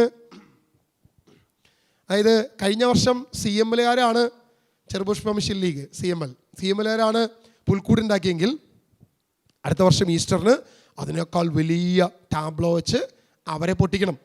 അവരോടുള്ള മത്സരമാണ് നമുക്ക്. ഇവിടെ ക്രിസ്തുവിലേക്ക് നോക്കാനല്ല നമുക്ക് താല്പര്യം, ക്രിസ്തുവാകുന്ന ആലയത്തിലേക്ക് വരുന്നതല്ല നമുക്ക് സന്തോഷം. പകരം ഭൗതികമായ ഫിസിക്കലായ ഏതെങ്കിലും ഒരു സ്ഥലത്ത് അവിടെയുള്ള രൂപങ്ങൾ, അവിടെയുള്ള ഈ ആരാധന രീതികൾ, ഇങ്ങനെയുള്ള കാര്യങ്ങളിലേക്കാണ് നമ്മുടെ ശ്രദ്ധ മുഴുവൻ. അല്ലാതെ കർത്താവായ യേശു ക്രിസ്തുവിലേക്ക് ആരും ശ്രദ്ധ പതിപ്പിക്കുന്നില്ല. യേശുവാകുന്ന മുഖ്യ ലക്ഷ്യമാകുന്ന ആ രക്ഷയിലേക്ക് ഇന്ന് മനുഷ്യൻ നോക്കുന്നില്ല. പകരം ഇങ്ങനെ ചുറ്റുപാടുകളിലേക്കും മറ്റു പലതിലേക്കും നമ്മുടെ ശ്രദ്ധ പോകുന്നു. യാതൊരുവിധ മാറ്റവുമില്ല. നമ്മൾ നോക്കിക്കോ, പുതിയ നിയമത്തിൽ 1-2 വചനങ്ങൾ നമുക്കൊന്ന് വായിച്ചു പോകാം. ന്യൂ ടെസ്റ്റമെന്റിൽ അപ്പസ്തോല പ്രവൃത്തി 2-ാം അധ്യായം 42-ാം വാക്യം. അവർ അപ്പോസ്തലന്മാരുടെ പ്രബോധനം, കൂട്ടായ്മ, അപ്പം മുറിക്കൽ, പ്രാർത്ഥന എന്നിവയിൽ സദാ താല്പര്യപൂർവ്വം പങ്കുചേർന്നു. എല്ലാവരിലും ഭീതി ഉളവായി. അതായത് അവർ ഒരുമിച്ച് ഒരു കൂട്ടായ്മ അവർക്കുണ്ടായിരുന്നു, അല്ലെ, ഒരു ഫെലോഷിപ്പ്, ഒരു കൂട്ടായ്മ അവർ ചെയ്തിരുന്നു എന്ന് വ്യക്തമായിട്ട്. ഒന്നുകൂടി വായിച്ചോ വചനം മോനെ. അവർ അപ്പോസ്തലന്മാരുടെ പ്രബോധനം, കൂട്ടായ്മ, അപ്പം മുറിക്കൽ, പ്രാർത്ഥന എന്നിവയിൽ സദാ താല്പര്യപൂർവ്വം ഈ പറയുന്ന കാര്യത്തിൽ യാതൊരുവിധ മാറ്റവും പാടില്ല. എന്തൊക്കെയാണ് അവിടെ കൊടുത്തിരിക്കുന്ന പ്രധാനപ്പെട്ട പ്രധാനം? ഒന്ന്, പ്രബോധനം. അപ്പസ്തോലന്മാരിലൂടെ നമുക്ക് ലഭിച്ച അപ്പസ്തോലിക പാരമ്പര്യ പ്രബോധനം, ഇതാണ് വേണ്ടത്. അല്ലാതെ 2025 കൊണ്ടുവന്ന പുതിയ തിയോളജി അല്ല, പുതിയ കാര്യമല്ല. ഈ പറയുന്ന സിയോൻ പറയുന്ന പുതിയ കഥയും പറ്റില്ല, അല്ലെങ്കിൽ ഈ പറയുന്ന 12ാം നൂറ്റാണ്ടിൽ വളർന്നു വന്ന മരിയോളജിയും പറ്റത്തില്ല. ഇതൊന്നുമല്ല ഇവിടെ വേണ്ടത് അപ്പസ്തോലന്മാരുടെ പ്രബോധനമാണ് വേണ്ടത്, ഒന്നാമത്തെ വിഷയം. 2, കൂട്ടായ്മ, ഫെലോഷിപ്പ്. 3, അപ്പം മുറിക്കൽ, പ്രാർത്ഥന എന്നിവയിൽ അവർ സദാ. അല്ലാതെ നൊവേന പ്രാർത്ഥനയിലായിരുന്നോ ആയിരുന്നോ? നേർച്ച കാഴ്ചകളിലായിരുന്നോ അല്ല. ഉരുളക്കമായിരുന്നോ? മലയിൽ കയറലായിരുന്നോ? മുട്ടൂത്തി നേർച്ചയായിരുന്നോ? ഇനി കൊന്തയിലായിരുന്നോ? ഈ പറയുന്ന സാധനം ഒന്നുമല്ല, ലുത്തിനിയല്ല, കൊന്തയല്ല, ഒന്നുമല്ലെന്ന്. പ്രധാനപ്പെട്ട 4 വിഷയം ഫെലോഷിപ്പിന്, കൂട്ടായ്മയിൽ ഉണ്ടാകേണ്ട ഈ പറയുന്ന കാര്യം. 1, പ്രബോധനം ഉണ്ടായിരിക്കണം. അവിടെ അപ്പം മുറിക്കൽ, പ്രാർത്ഥന, സദാ താല്പര്യപൂർവ്വം അവർ പങ്കെടുത്തിരുന്നു. യാതൊരു മാറ്റവും ഇല്ല, ഒരു വ്യത്യാസവും അവിടെ വരാൻ പാടില്ല. 46-ാം വാക്യം വായിച്ചോ. അവർ ഏക മനസ്സോടെ താല്പര്യപൂർവ്വം അനുദിനം ദേവാലയത്തിൽ ഒന്നിച്ചുകൂടുകയും. ഏത് ദേവാലയത്തിൽ അവർ ഒന്നിച്ചുകൂടി? അപ്പോസ്തല പ്രവൃത്തി 2-ാം അധ്യായത്തിൽ പറയുന്നത് ഏത് ദേവാലയമായിരിക്കും? ജെറുസലേം ദേവാലയം അല്ലാതെ വേറെ ആലയമൊന്നും ഇല്ലല്ലോ അവിടെ, അല്ലേ? അവിടെ എന്താ നടക്കുന്നത്? യേശുക്രിസ്തു കാൽവരിയിൽ ക്രൂശിക്കപ്പെട്ട ദിവസം തന്നെ തിരശ്ശീല 2ആയി കീറിപ്പോയി. ഓക്കെ, ശരി, അവന്മാർ പുതിയത് തയ്പ്പിച്ചിട്ടുണ്ടാവും, സമയമൊക്കെ എടുത്തിട്ടുണ്ടാവും കുറച്ച്. പക്ഷേ അത് സംഭവിച്ചതിന് ശേഷവും ഈ ശിഷ്യന്മാരവിടെ പോയിരുന്നത് അതേ ജെറുസലേം ദേവാലയത്തിൽ തന്നെയല്ലേ പോയത്, അല്ലേ? അവർ ഏക മനസ്സോടെ താല്പര്യപൂർവ്വം അനുദിനം ദേവാലയത്തിൽ ഒന്നിച്ചുകൂടുകയും ഭവനം തോറും അപ്പം മുറിക്കലും ഹൃദയലാളിത്യത്തോടും ആഹ്ലാദത്തോടും കൂടെ ഭക്ഷണത്തിൽ പങ്കുചേരുകയും ചെയ്തു. കാരണം അപ്പം മുറിക്കാനായിട്ട് അതിൻ്റെ അകത്ത് സമ്മതിക്കത്തില്ല. അവിടെ മൃഗത്തിൻ്റെ ബലി അപ്പോഴും നടക്കുക, മൃഗബലി അവിടെ നടക്കുന്നുണ്ട് എന്ന് കരുതി അപ്പസ്തോലന്മാരാരെങ്കിലും പള്ളിയിൽ കയറാണ്ടിരുന്നോ? ദേവാലയത്തിൽ പോകാണ്ടിരുന്നോ? ഇല്ല, അവന്മാർ സ്ഥിരം ദേവാലയത്തിൽ പോയി, അല്ലേ? യോഹന്നാനും പത്രോസും ഏത് സമയത്താ പ്രാർത്ഥനയുടെ എത്രാം യാമോ? 4-ാം യാമോ? മറ്റേ അവിടെ തളർവാദ രോഗി സുഖപ്പെടുത്തിയത് 9-ാം മണിക്കൂറിൽ യാമപ്രാർത്ഥനയ്ക്ക് പോയതാ. അപ്പോഴും അവർ പോകുന്നത് ദേവാലയത്തിലേക്കാണ്. ആ സുവർണ്ണ കവാടത്തിലൂടെ അവർ ജെറുസലേം ദേവാലയം, സുവർണ്ണ കവാടം എന്ന് പറയുമ്പോൾ കൃത്യമായിട്ട് ജെറുസലേം ദേവാലയം തന്നെ, യാതൊരു ഇത് മാറ്റമില്ല. അപ്പോഴും അപ്പസ്തോലന്മാർ എവിടേക്ക് പോയേ? അതേ ആലയത്തിൽ തന്നെയല്ലേ പോയേ? അല്ലടാ, അവിടെ ബലി അർപ്പിക്കണം, അങ്ങോട്ട് പോകാൻ പാടില്ല. യേശു ക്രിസ്തു ആകുന്ന സമ്പൂർണ്ണ ബലി അർപ്പിക്കപ്പെട്ട് കഴിഞ്ഞു, ഇനി അവിടെ പോകരുത്, ജെറുസലേം ദേവാലയത്തിൽ പോകരുത്. അവരങ്ങനെ ചിന്തിച്ചോ? ഇല്ല. AD 70 ഈ ആലയം നശിപ്പിക്കപ്പെടുന്നതിന് തൊട്ട് മുൻപ് 64-ലോ സംതിങ് എന്തോ ആണ് ഈ പറയുന്ന ജെറുസലേം ടീമുകൾ അവർ കൗൺസിൽ കൂടുകയും യഹൂദന്മാരെ പീഡിപ്പിക്കുകയും ഭയങ്കര പീഡനമൊക്കെ വരണവരെ അവരതിൻ്റെ അകത്ത് പ്രവേശിച്ചിട്ടുണ്ട്. പൗലോസൊക്കെ ശക്തമായ സുവിശേഷം പ്രസംഗിക്കുന്നത് മുഴുവൻ സിനഗോഗുകളിലും ദേവാലയങ്ങളിലുമായിരുന്നു. ഈ സിനഗോഗുകളിൽ പ്രവേശനം അവസാനിപ്പിച്ചു, എനിക്ക് തോന്നുന്നു 54-ലോ 64-ലോ സംതിങ് എന്തോ ആണ്. അതായത് അതുവരെ അവർ മുഴുവൻ പോയിരുന്നത് ഈ ആലയത്തിൽ തന്നെയായിരുന്നു. AD 33-ൽ യേശുക്രിസ്തു കാൽവരിയിൽ ക്രൂശിക്കപ്പെട്ടതിന് ശേഷം മിക്ക സമയത്തും അവർ ആ ആലയത്തിൽ തന്നെ പോയിരുന്നത്. ഫിസിക്കലി അവിടെ ഉണ്ടായിരുന്ന ആ ആലയത്തിൽ അപ്പോഴും യേശു ആട്ടി ഓടിച്ച അതേ പ്രവൃത്തികൾ, നാണയം മാറ്റം നടക്കുന്നുണ്ട്, ഈ പറയുന്ന സകല പ്രവൃത്തി നടക്കുന്നുണ്ട്. എന്നിട്ട് അവർ പോയില്ലേ? യാതൊരു മാറ്റമില്ലല്ലോ. അടുത്ത വാക്യം വായിച്ചോ, 47 വായിച്ചോ. അവർ ദൈവത്തെ സ്തുതിക്കുകയും എല്ലാ മനുഷ്യരുടെയും സംപ്രീതിക്കും പാത്രമാവുകയും ചെയ്തു. രക്ഷ പ്രാപിക്കുന്നവരെ കർത്താവ് അവരുടെ ഗണത്തിൽ പ്രതിദിനം ചേർത്തു. അതായത് അനുദിനം കർത്താവ് രക്ഷ പ്രാപിക്കുന്നവരെ ചേർക്കുകയും ചെയ്തു. ഇതൊക്കെ ചെയ്തപ്പോഴും ദൈവം രക്ഷ മാറ്റി വെച്ചോ? എടാ, നീ ദേവാലയത്തിൽ പോവുക, അതുകൊണ്ട് നിന്നെ ഒന്നും ഇതിനകത്ത് കൂട്ടാൻ പറ്റത്തില്ല എന്ന് പറഞ്ഞ് മാറ്റി നിർത്തിയോ? ഇല്ല. അനുദിനം അവരെന്ത് ചെയ്തു? രക്ഷ പ്രാപിച്ചുകൊണ്ടിരുന്നു. 3-1 വായിച്ചോ, 3-ാം വാക്യം. 9-ാമത് ഒരു ദിവസം 9-ാം മണിക്കൂറിലെ പ്രാർത്ഥനയ്ക്ക്, ഞാൻ നേരത്തെ പറഞ്ഞ കാര്യം, പത്രോസ് യോഹന്നാനും ദേവാലയത്തിലേക്ക് പോവുകയായിരുന്നു. ദേവാലയത്തിലേക്ക്, അതേ ദേവാലയത്തിലേക്ക് തന്നെയാണ് അവർ പോയത്. 5:42 വായിച്ചോ. എല്ലാ ദിവസവും ദേവാലയത്തിൽ വെച്ചും ഭവനം തോറും ചെന്ന് യേശുവാണ് ക്രിസ്തു എന്ന് പഠിപ്പിക്കുന്നതിലും പ്രസംഗിക്കുന്നതിലും നിന്ന് അവർ വിരമിച്ചില്ല. ഇനി ഒരു 10 കൂടി വേണമെങ്കിൽ വായിപ്പിക്കാം, സമയമില്ലാത്തതുകൊണ്ട് ഞാൻ നിർത്തുക. കാരണം അപ്പോസ്തല പ്രവൃത്തി അവസാന അധ്യായം മുഴുവൻ നമ്മൾ ശ്രദ്ധിച്ചോ. ലാസ്റ്റ് അധ്യായത്തിലൊക്കെ പൗലോസ് പറയുന്നത് അവൻ അവിടെ ഒരു സ്ഥലത്ത് വാടകയ്ക്ക് വീടെടുത്ത് അനുദിനം സിനഗോഗുകളിൽ പോയി അവിടെ ഉണ്ടായിരുന്നവരോട് തർക്കിച്ച് അവരെ വാക്കുമുട്ടിച്ച് യേശുവാണ് ക്രിസ്തു എന്ന് അവരെ പഠിപ്പിക്കുന്നതിൽ നിന്നും പിന്മാറിയില്ല. 3 വർഷം എഫേസോസിൽ താമസിച്ച് ഈ സുവിശേഷം പ്രസംഗിച്ചു. ഇങ്ങനെ എല്ലാ കാര്യത്തിലും നമ്മൾ നോക്കിക്കഴിഞ്ഞാൽ അപ്പസ്തോലന്മാർ ഈ പ്രവൃത്തി എല്ലാം ചെയ്തതും ഒരുമിച്ച് കൂടിയതും ഇതെല്ലാം ചെയ്ത് ജെറുസലേം ദേവാലയത്തിലും സിനഗോഗുകളിലൊക്കെ തന്നെയായിരുന്നു. ഇവന്മാരെ പുറത്താക്കുന്നത് വരെ. പുറത്താക്കി കഴിഞ്ഞപ്പോൾ അവരെന്ത് ചെയ്തു? പുതിയ സമ്മേളനത്തിന് പുതിയ സ്ഥലങ്ങൾ അവർ കണ്ടെത്തി. പത്രോസിൻ്റെ ഭവനം, അതായത് ഇവിടെയുള്ള പത്രോസിൻ്റെ ഗലീലി കടലിൻ്റെ ഒരു തീരത്തുള്ള പത്രോസിൻ്റെ ഭവനം, ഞാൻ പോയൊരു സ്ഥലമാണ്. നമ്മളൊരു മണ്ണിൻ്റെ അടിയിലാണ് ഇത് കിടക്കുന്നത്. കരിങ്കല്ലുകൊണ്ട് അന്നത്തെ രീതിയിൽ നിർമ്മിച്ച പത്രോസിൻ്റെ ഭവനം ഇന്നും കിടക്കുന്നുണ്ട്. യേശു ഏറ്റവും കൂടുതൽ താമസിച്ചുകൊണ്ടിരുന്ന ഈ ബഥാനിയയിലെ ഈ പത്രോസിൻ്റെ ഭവനം ഇന്നും അവിടെയുണ്ട്. നമുക്കവിടെ കാണാൻ പറ്റും വളരെ ക്ലിയർ ആയിട്ട്. അതിൻ്റെ അപ്പുറത്തൊരു സിനഗോഗും ഉണ്ട്. യേശുവിൻ്റെ കാലത്തുണ്ടായിരുന്ന സിനഗോഗ് അതിൻ്റെ അപ്പുറത്തുണ്ട്, ഇപ്പുറത്ത് ഈ ഭവനമുണ്ട്. ഇന്നിപ്പം ഭവനം ശരിക്കും നിൽക്കുന്നത് ഒരു ചർച്ചിൻ്റെ അടിയിലാണ്, അണ്ടർഗ്രൗണ്ടിലാണ്. പക്ഷേ അതേ രീതിയിൽ തന്നെ അതങ്ങനെ തന്നെ അവർ നിലനിർത്തിയിട്ടുണ്ട്. മണ്ണ് കുഴിച്ചപ്പോൾ അവർക്ക് ലഭിച്ച അത്രയും പഴക്കമുള്ള ഭവനം അവിടെ കാണാൻ പറ്റും. പക്ഷേ വലിയ സ്ലാബുകൾ വാർത്ത് അതിൻ്റെ മുകളിൽ ഒരു ദേവാലയം പണിത് ഇന്ന് അത് സംരക്ഷിച്ചു വെച്ചിരിക്കുക. നമുക്ക് ചെല്ലുമ്പോൾ അത് കാണാൻ പറ്റും. അതായത് അന്ന് ആ പത്രോസിൻ്റെ ഭവനത്തിൽ അവർ കൂട്ടായ്മ ആചരിച്ചിരുന്നു. ആ ഭവനത്തിൽ അവർ ആചരിച്ചപ്പോൾ ഇങ്ങനൊരു ചരിത്രം കൂടി ഉണ്ട്. പത്രോസ് അവിടെ പൂക്കൾ കൊണ്ടൊരു കുരിശ്, ഒരു ക്രോസ് ഉണ്ടാക്കി വെച്ചിരുന്നു എന്ന് പറയപ്പെടുന്നത്. അതിൻ്റെ അടയാളം പോലും നമുക്കവിടെ കാണാൻ പറ്റും. അതായത് ആ പൂക്കൾ കൊണ്ട് ഉണ്ടാക്കാൻ വേണ്ടി വെച്ചിരിക്കുന്ന എന്തോ സംഭവത്തിൻ്റെ ഒരു കാര്യത്തെക്കുറിച്ച് പോലും ചരിത്രങ്ങൾ പറയപ്പെടുന്നുണ്ട്. നമ്മളൊന്ന് ആലോചിച്ച് നോക്കുക. യഥാർത്ഥത്തിൽ നമ്മൾ ഇന്ന് ചെല്ലേണ്ട ആലയം ഫിസിക്കലി ഉള്ളൊരു ആലയമല്ല, പക്ഷേ ക്രിസ്തുവാകുന്ന ആലയത്തിൽ നമുക്കൊരു കൂട്ടായ്മ ഉണ്ടാകണം. ഇനി അവിടെ വിഗ്രഹമുണ്ട് എന്ന് കരുതി നമ്മൾ പോകാതിരിക്കേണ്ട കാര്യമൊന്നുമില്ല. കാരണം നമ്മൾ വിഗ്രഹത്തെ കുമ്പിടാനാണോ പോകുന്നത്? അതിനെ കെട്ടിപ്പിടിക്കാൻ പോകുന്നുണ്ടോ? അതിൻ്റെ പിന്നാലെ ആരെങ്കിലും പോകുന്നുണ്ടോ? നീ നോക്കുന്നത് ക്രിസ്തുവിലേക്കാണ്. ഇവിടെ നമ്മളിപ്പോൾ ഇത്ര നേരം ചിന്തിച്ചു വന്ന വിഷയത്തിൽ നമ്മൾ നോക്കുമ്പോൾ യഥാർത്ഥത്തിൽ ദാവീദ് ആഗ്രഹിക്കുന്നത് ഫിസിക്കൽ ആലയമാണ്. യേശു പ്രവചിക്കുന്നത് ആ മനോഹരമായ ആ ആലയത്തെക്കുറിച്ചാണ്. പക്ഷെ അവിടെ എല്ലാം യേശു പറയുന്നത് തൻ്റെ ശരീരമാകുന്ന ആലയത്തെക്കുറിച്ചാണ്. ഞാനൊരു ആലയത്തിൽ പോകുന്നുണ്ടെങ്കിൽ, ഒരു പള്ളിയിൽ പോകുന്നുണ്ടെങ്കിൽ, ഒരു ചർച്ചിൽ പോകുന്നുണ്ടെങ്കിൽ എനിക്ക് നോട്ടം ക്രിസ്തുവിലേക്ക് മാത്രമേ ഉള്ളൂ. ദൈവത്തിൻ്റെ കർത്താവായ യേശു ക്രിസ്തു എനിക്ക് വേണ്ടി ക്രൂശിക്കപ്പെട്ടു, അവർ അനുദിനം അപ്പമുറിക്കൽ ശുശ്രൂഷയിൽ പങ്കെടുത്തു എന്ന് പറയുമ്പോൾ എനിക്ക് വേണ്ടി കർത്താവ് ചെയ്തു വെച്ച ആ പ്രവൃത്തിയുടെ പൂർത്തീകരണത്തിലേക്കാണ് ഞാൻ പോകുന്നത്. അല്ലാതെ വിഗ്രഹത്തെ കുമ്പിടാനോ യാതൊരു വിഗ്രഹത്തിന് മുമ്പിലേക്കോ അല്ല. എന്നോട് ചോദിച്ചത് നമ്മുടെ പ്രിയ സുഹൃത്താണെങ്കിലും ഈ സുഹൃത്തിൻ്റെ ചോദ്യം മറ്റു പലർക്കും ഉണ്ടാകുമല്ലോ എന്ന് ഞാൻ ചിന്തിച്ചു എന്ന് മാത്രമേ ഉള്ളൂ. പക്ഷേ അതിൽ നിന്നുമല്ല ഈ ക്ലാസ്സിലേക്ക് വന്നത്. കർത്താവ് 122-ാം സങ്കീർത്തനം നിങ്ങളോട് സംസാരിക്കാൻ പറഞ്ഞുകൊണ്ട് മാത്രമാണ്. നമ്മുടെ നോട്ടം എപ്പോഴും നമ്മൾ ശ്രദ്ധിച്ചോ, നമുക്ക് മാക്സിമം കാണാൻ പറ്റുന്ന 2-3 ദിവസം അപ്പുറത്തേക്കാണ്, അല്ലെങ്കിൽ 1 വർഷം. നമ്മുടെ പ്ലാൻ മാക്സിമം നമ്മുടെ മക്കളുടെ ഭാവി, ഇത്രയേ ഉള്ളൂ നമ്മുടെ പ്ലാൻ.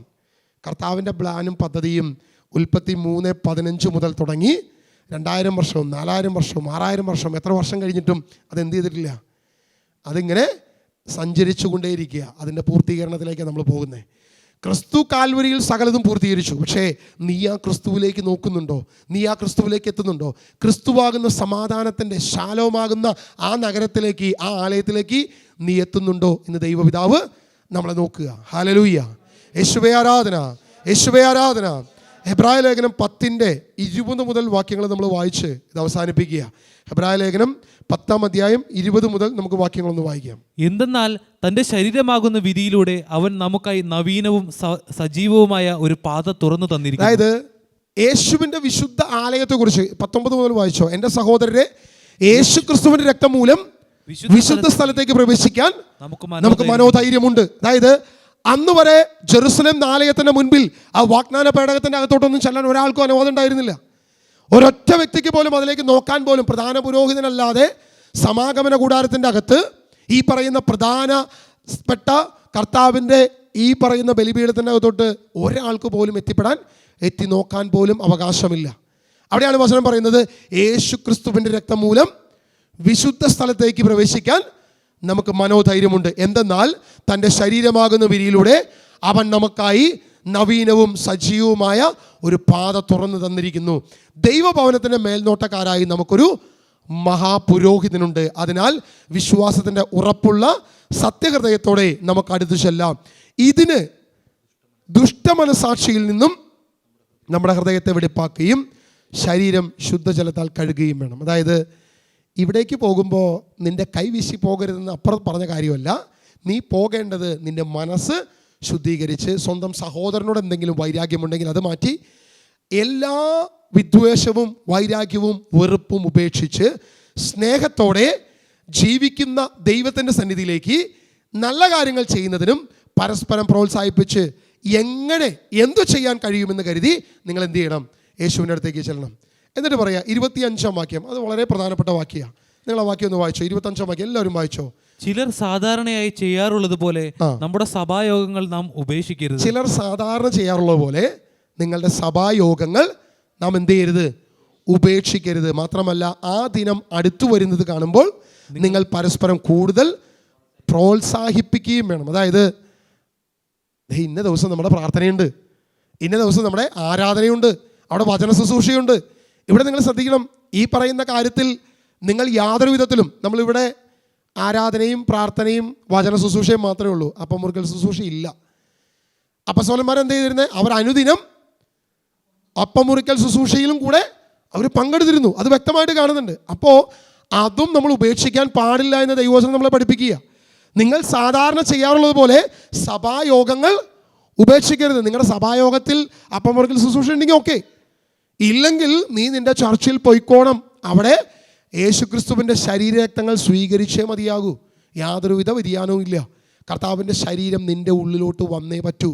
കാരണം ക്രിസ്തുവാകുന്ന ആലയത്തെക്കുറിച്ചാണ് സങ്കീർത്തകൻ പറഞ്ഞത്, ക്രിസ്തുവാകുന്ന ആലയത്തെക്കുറിച്ചാണ് ഉൽപ്പത്തി പുസ്തകം പറഞ്ഞത്, അതേ ആലയത്തെക്കുറിച്ചാണ് പുറപ്പാട് പുസ്തകം പറഞ്ഞത്, അതേ ആലയത്തെക്കുറിച്ചാണ് നിയമാവർത്തന പുസ്തകം പറഞ്ഞത്. നീ വർഷത്തിൽ 3 പ്രാവശ്യമെങ്കിലും എവിടെ വരണം?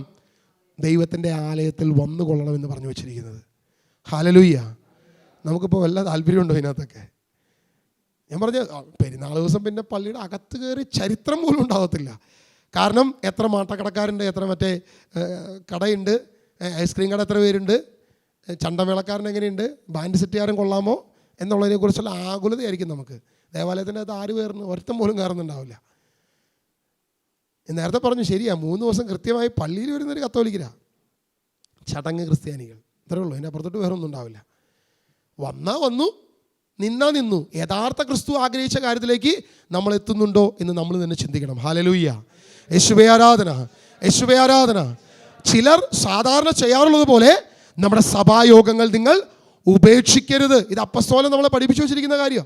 എന്നിട്ട് പറയാണ്, ആ ദിവസം അടുത്തു വരുന്നത് കാണുമ്പോൾ നിങ്ങൾ പരസ്പരം, അത് ശനിയാഴ്ചയാണോ, 3-ാമത്തെ ശനിയാഴ്ചയാണോ, 3-ാമത്തെ ഞായറാഴ്ചയാണോ നമ്മൾ തൃശ്ശൂർ പ്രയർ, ആ ദിവസം അടുത്ത് വരുമ്പോൾ നിങ്ങൾ അങ്ങോട്ടും ഇങ്ങോട്ടും മെസ്സേജ് അയക്കണം. ഇല്ലേ, നമ്മുടെ പ്രയർ ഇല്ലേ, ഓക്കെ വരണില്ലേ? അങ്ങോട്ടും ഇങ്ങോട്ടും പരസ്പരം കൂടുതൽ കൂടുതൽ പ്രോത്സാഹിപ്പിക്കണം. എല്ലാ കാര്യത്തിലും സഭായോഗം എവിടെയാണോ, എന്താണോ, ഏത് രീതിയിലാണോ, എങ്ങനെയാണോ നിങ്ങൾ കൂടി വരുന്നത്. കാരണം ഫെലോഷിപ്പിൽ ദൈവത്തിൻ്റെ ആത്മാവുണ്ട്. ദൈവത്തിൻ്റെ ആത്മാവ് അവിടെ കൂടി വരണം. നിങ്ങൾ ആ സങ്കീർത്തനം 122-ന്റെ 9-ാം വാക്യത്തിലേക്ക് വരുമ്പോൾ അവിടെ വ്യക്തമായിട്ട് പറയുന്നുണ്ട്, കൂട്ടായ്മയ്ക്ക് വേണ്ടി നിങ്ങൾ പ്രാർത്ഥിക്കണം, സഹോദരങ്ങൾക്ക് വേണ്ടി പ്രാർത്ഥിക്കണം, പരസ്പരം നിങ്ങൾ പ്രാർത്ഥിക്കണം, സമാധാനത്തിന് വേണ്ടി പ്രാർത്ഥിക്കണം. കാരണം സമാധാനം ഉണ്ടെങ്കിലേ വിവിധ രാജ്യങ്ങളിൽ നിന്നും വിവിധ ദേശങ്ങളിൽ നിന്നും ജെറുസലേം ദേവാലയത്തിലേക്ക് ജനം വരത്തുള്ളൂ. ഇങ്ങനെ വരണമെങ്കിൽ ഇവിടെ ശാലോം, സമാധാനത്തിൻ്റെ രാജ്യമാകണം. അവിടെ തർക്കങ്ങളോ പ്രശ്നങ്ങളോ എല്ലാം ഉണ്ടെങ്കിൽ അതിനെ മാറ്റാൻ കഴിയണം. വൈരാഗ്യം, വിദ്വേഷം, വെറുപ്പ് ഇതൊന്നും കൂട്ടായ്മയിൽ ഉണ്ടാകരുത്. വിഭാഗീയ ചിന്ത ഉണ്ടാകരുത്. മാറ്റണം. നമുക്ക് എല്ലാവരെയും സഹോദരങ്ങളെ പോലെ സ്വീകരിക്കാൻ പറ്റണം, കാണാൻ പറ്റണം. ശത്രുവിനെ പോലും സ്വന്തം സഹോദരനായി തോളത്ത് കൈയിടാൻ പറ്റണം. അല്ലാതെ അവനെ ചീത്ത വിളിക്കാനോ അല്ലെങ്കിൽ അവനെതിരെ നിൽക്കാനോ അല്ലെങ്കിൽ ഈ വിഭാഗീയ ചിന്തയുണ്ടെങ്കിൽ അത് ക്രിസ്തുവിൻ്റെ ശരീരമല്ല, അത് ഫെലോഷിപ്പ് ആകത്തില്ല അവിടെ. പറഞ്ഞേ ഹല്ലേലൂയ, ഹല്ലേലൂയ, യേശുവേ ആരാധന, യേശുവേ ആരാധന, യേശുവേ മഹത്വപ്പെടുത്തുന്നു. ഹല്ലേലൂയ, ഹല്ലേലൂയ, യേശുവേ ആരാധന, യേശുവേ ആരാധന. എബ്രായ ലേഖനം 12-ാം അധ്യായം 22 കൂടി വായിക്കാം. അതുകൂടി ഒന്ന് വായിച്ചാലേ അതിൻ്റെ ഒരു പൂർത്തീകരണം വരത്തുള്ളൂ. എബ്രായ ലേഖനം 12-22. സിയോൻ മലയിലേക്കും ജീവിക്കുന്ന ദൈവത്തിൻ്റെ നഗരമായ സ്വർഗീയ ജെറുസലേമിലേക്കും അസംഖ്യം ദൂതന്മാരുടെ സമൂഹത്തിലേക്കുമാണ് നിങ്ങൾ വന്നിരിക്കുന്നത്. അതായത് നമ്മുടെ പ്രത്യാശ അതാണ്. എന്താണ് നമ്മുടെ പ്രത്യാശ? യഥാർത്ഥത്തിൽ ഞാൻ കഴിഞ്ഞ ദിവസം ഒരു ക്ലാസ് എടുത്തിരുന്നു 2 പേരെക്കുറിച്ച്, സാറായെക്കുറിച്ചും ഹാഗാറിനെക്കുറിച്ചും. നിങ്ങൾ കേട്ടിട്ടുണ്ടാവും, യൂട്യൂബിൽ കിടക്കുന്നുണ്ട്. രണ്ടും 2 വാഗ്ദാനങ്ങളാണ്. ഒന്ന് പഴയ നിയമത്തിൻ്റെയും 2 പുതിയ നിയമത്തിൻ്റെയും. ക്രിസ്തുവാകുന്ന വാഗ്ദാനമാണ് യഥാർത്ഥത്തിൽ. നമ്മളെന്താണ്? സ്വർഗീയ യെരുശലേമാണ് നമ്മെക്കുറിച്ച് പൗലോസ് അപ്പോസ്തലൻ ഉപമിച്ചിരിക്കുന്നത്. മറ്റേത് അടിമത്തമാണ്, മറ്റേത് അടിമയാണ്. എന്നാൽ നമ്മൾ അടിമയല്ല, സ്വതന്ത്രരാണ്. സ്വർഗീയ യെരൂശലേം എന്നാണ് അവിടെ കൃത്യമായിട്ട് പറഞ്ഞിരിക്കുന്നുണ്ട്. സ്വർഗീയ യെരൂശലേമാണ് നമ്മുടെ അമ്മ. അങ്ങനെയല്ല പൗലോസ് അപ്പോസ്തലൻ പറഞ്ഞിരിക്കുന്നത്. സ്വർഗീയ യെരൂശലേമാണ് നമ്മുടെ വാഗ്ദാനം, നമ്മുടെ അമ്മ. ഇവിടെ പറഞ്ഞിരിക്കുന്നത് സിയോൻ മലയിലേക്കും ജീവിക്കുന്ന ദൈവത്തിൻ്റെ നഗരമായ സ്വർഗീയ യെരൂശലേമിലേക്കും അസംഖ്യം ദൂതന്മാരുടെ സമൂഹത്തിലേക്കുമാണ്. അതായത് നമ്മൾ സ്വതന്ത്രരാണ്, നമുക്കൊരു സ്വാതന്ത്ര്യമുണ്ട്. കർത്താവ് നമ്മളെ എന്ത് ചെയ്തിട്ടുണ്ട്? സ്വതന്ത്രരാക്കിയിട്ടുണ്ട്. യാതൊരു വിധത്തിലും ഒരു അടിമത്തത്തിലേക്കുമല്ല നമ്മൾ വന്നിരിക്കുന്നത്. നമ്മൾ സ്വർഗീയ യെരൂശലേമിലാണ് നമ്മൾ കാണുന്നത്. നീ ചർച്ചിൽ ചെല്ലുമ്പോൾ അവിടെയുള്ള വിഗ്രഹങ്ങളെ കണ്ടിട്ട് നിൽക്കാനല്ല, അവിടെയുള്ള നേർച്ച കാഴ്ചകളെ കണ്ടിട്ട് നിൽക്കാനല്ല. നീ അവിടെ ചെല്ലുമ്പോൾ നിനക്കൊരു ബോധ്യമുണ്ടാകണം. ചെന്നതൊരു ആലയത്തിലായിരിക്കാം, പക്ഷേ അവിടെ നടക്കുന്ന ശുശ്രൂഷകളും ആരാധനകളും നിന്നെ സ്വർഗീയ യെരൂശലേമിൽ എത്തിക്കണം, നിന്നെ സ്വതന്ത്രയാക്കണം. സകല കെട്ടുപാടുകളും മാറണം, സകല ബന്ധനങ്ങളും മാറണം. സകല കെട്ടുപാടുകളും മാറി സ്വർഗീയ യെരൂശലേമിലേക്ക് നീ സ്വതന്ത്രയാണ്. അല്ല, നീ ഹാഗാറിൻ്റെ അടിമത്തത്തിലല്ല, നീ സാറായുടെ വാഗ്ദാനമാകുന്ന സ്വർഗീയ യെരൂശലേമിലാണെന്ന് ബോധ്യം നിനക്കുണ്ടാകണം. അവിടെയാ ആ ആലയം നിന്നിലേക്ക് ഇറങ്ങി വരത്തുള്ളൂ. ക്രിസ്തുവാകുന്ന അവൻ്റെ ശരീരമാകുന്ന ആലയം എന്നിലേക്ക്, നമ്മിലേക്ക് ഇറങ്ങി വരത്തുള്ളൂ. ഇത് വരാതെ എത്ര വിശുദ്ധ കുർബാന സ്വീകരിച്ചിട്ടും കാര്യമില്ല. എത്ര ദേവാലയത്തിൽ പോയി ചടങ്ങ് ക്രിസ്ത്യാനിയായി നാവ് നീട്ടി സ്വീകരിച്ചിട്ട് യാതൊരുവിധ കാര്യമില്ല. നീ ആദ്യം സ്വതന്ത്രനാകണം, ദൈവത്തിൻ്റെ ആലയത്തെക്കുറിച്ച് മനസ്സിലാക്കണം, ക്രിസ്തുവിൻ്റെ ശരീരത്തെക്കുറിച്ച് പഠിക്കണം, അറിയണം. ഇതല്ലാതെ വിശുദ്ധ കുർബാന എന്ന കാര്യം പോലും പറയാൻ കൊള്ളത്തില്ല, നിനക്ക് പറയാൻ യോഗ്യതയില്ല. അതാ പൗലോസ് അപ്പോസ്തലൻ 1 കൊരിന്ത്യർ 11 പറഞ്ഞിരിക്കുന്നത്, ശരീരശോധനയോടെ ആത്മശോധനയോടെ. ഈ ആത്മശോധനയും ശരീരശോധനയും ഉണ്ടെങ്കിൽ, കാരണം ഇത് രണ്ടും ചെയ്യണമെങ്കിൽ എന്ത് വേണം? വചനം വേണം. വചനമില്ലാതെ ആത്മശോധന ചെയ്യാൻ പറ്റുമോ? ശരീരശോധന ചെയ്യാൻ പറ്റുമോ? എന്താ ഈ ശരീരശോധന, ആത്മശോധന?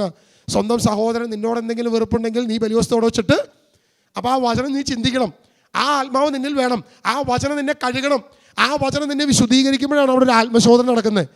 ഈ വചനമില്ലാത്തവൻ ആകെ അറിയാവുന്നത് ഒരു ജപമാലയും ഒരു ലുത്തിനിയും ഒരു ഇത് മാത്രമാണ്. അവൻ കുർബാന സ്വീകരിച്ചിട്ട് യാതൊരു കാര്യമില്ലെന്ന്, അവൻ പള്ളിയിൽ പോയിട്ട് യാതൊരു കാര്യമില്ല. അവൻ സ്വീകരിക്കുന്നത് അവൻ്റെ ശിക്ഷാവിധിയാണ്. ഇതാ പൗലോസ് അപ്പോസ്തലൻ പറഞ്ഞ, കേൾക്കുമ്പോൾ സങ്കടം ഉണ്ടാവും, പക്ഷെ ഇത് പറയാതെ പറ്റത്തില്ല. ദൈവവചനം നീ ഭക്ഷിക്കുന്നില്ലെങ്കിൽ, ദൈവവചനം നീ ഗ്രഹിക്കുന്നില്ലെങ്കിൽ, ഈ വചനത്തിൻ്റെ സത്യങ്ങളെക്കുറിച്ച് നീ മനസ്സിലാക്കുന്നില്ലെങ്കിൽ, ഈ വചനം ധ്യാനിക്കുന്നില്ലെങ്കിൽ എത്ര വിശുദ്ധ കുർബാന സ്വീകരിച്ചിട്ടും യാതൊരു കാര്യമില്ല. വിശുദ്ധ കുർബാന സ്വീകരിക്കുന്നത് നിൻ്റെ രോഗത്തിനും മരണത്തിനും കാരണമാകുന്ന പൗലോസ് അപ്പോസ്തലൻ പറഞ്ഞു വെച്ചിരിക്കുന്നത്. അതാ ശോധന ചെയ്തതിന് ശേഷം വേണം അത് സ്വീകരിക്കാൻ. ഈ ശോധന വേണമെങ്കിൽ വചനം കൊണ്ടേ ശോധന ചെയ്യാൻ പറ്റുള്ളൂ, അല്ലേ? നമ്മളിവിടെ ഈ സാധനമൊക്കെ വർക്ക് ചെയ്യണമെങ്കിൽ കറണ്ട് വേണം, അല്ലേ? അല്ലാതെ വല്ലതും ഈ മൈക്കിൽ കൂടെ സൗണ്ട് വരുമോ? ഞാൻ ഇവിടുന്ന് തൊള്ള തുറന്ന മൈക്ക് ഇതൊന്നും കറണ്ട് ഇല്ലെങ്കിൽ, നേരത്തെ കറണ്ട് പോയി അല്ലേ? കറണ്ട് പോയപ്പോൾ മൊത്തം സൈലൻ്റായി. എന്നാലും പിള്ളേരപ്പോൾ തന്നെ കൈയടിച്ച് പാട്ടുപാടി ആരാധിക്കാൻ തുടങ്ങി. കറണ്ട് ഉണ്ടെങ്കിലേ ലൈറ്റ് കത്തുള്ളൂ. ഈ സജ്ജീകരണങ്ങളെല്ലാം നടത്തി വെച്ചു, കറണ്ട് ഇല്ലെങ്കിലോ ഒന്നുമില്ല. പള്ളിപ്പെരുന്നാളാണ്, നമ്മളെല്ലാം ചെയ്തു, കുറേ ലൈറ്റ് സജ്ജീകരണങ്ങളെല്ലാം ചെയ്തു വെച്ചു, എല്ലാം സൗണ്ടും സിസ്റ്റവും എല്ലാം റെഡിയാക്കി വെച്ചു. കറണ്ട് പോയാലോ ഒരു കാര്യമില്ല. ഇത് തന്നെയാണ്, നീ പോയി വിശുദ്ധ ഖുർആൻ സ്വീകരിക്കുന്നുണ്ട്, പക്ഷേ യേശുവിനെ അറിയത്തില്ല, ദൈവത്തിൻ്റെ ശരീരത്തെ അറിയത്തില്ല, ആലയത്തെ അറിയത്തില്ല, ദൈവവുമായി യാതൊരുവിധ യോജിപ്പുമില്ല. ദൈവവചനം നിൻ്റെ ഉള്ളിലില്ലെങ്കിൽ നീ സ്വീകരിക്കുന്നത് പോലും നിൻ്റെ ശിക്ഷാവിധിയാകുമെന്നാണ് ദൈവത്തിൻ്റെ വചനം പറഞ്ഞിരിക്കുന്നത്.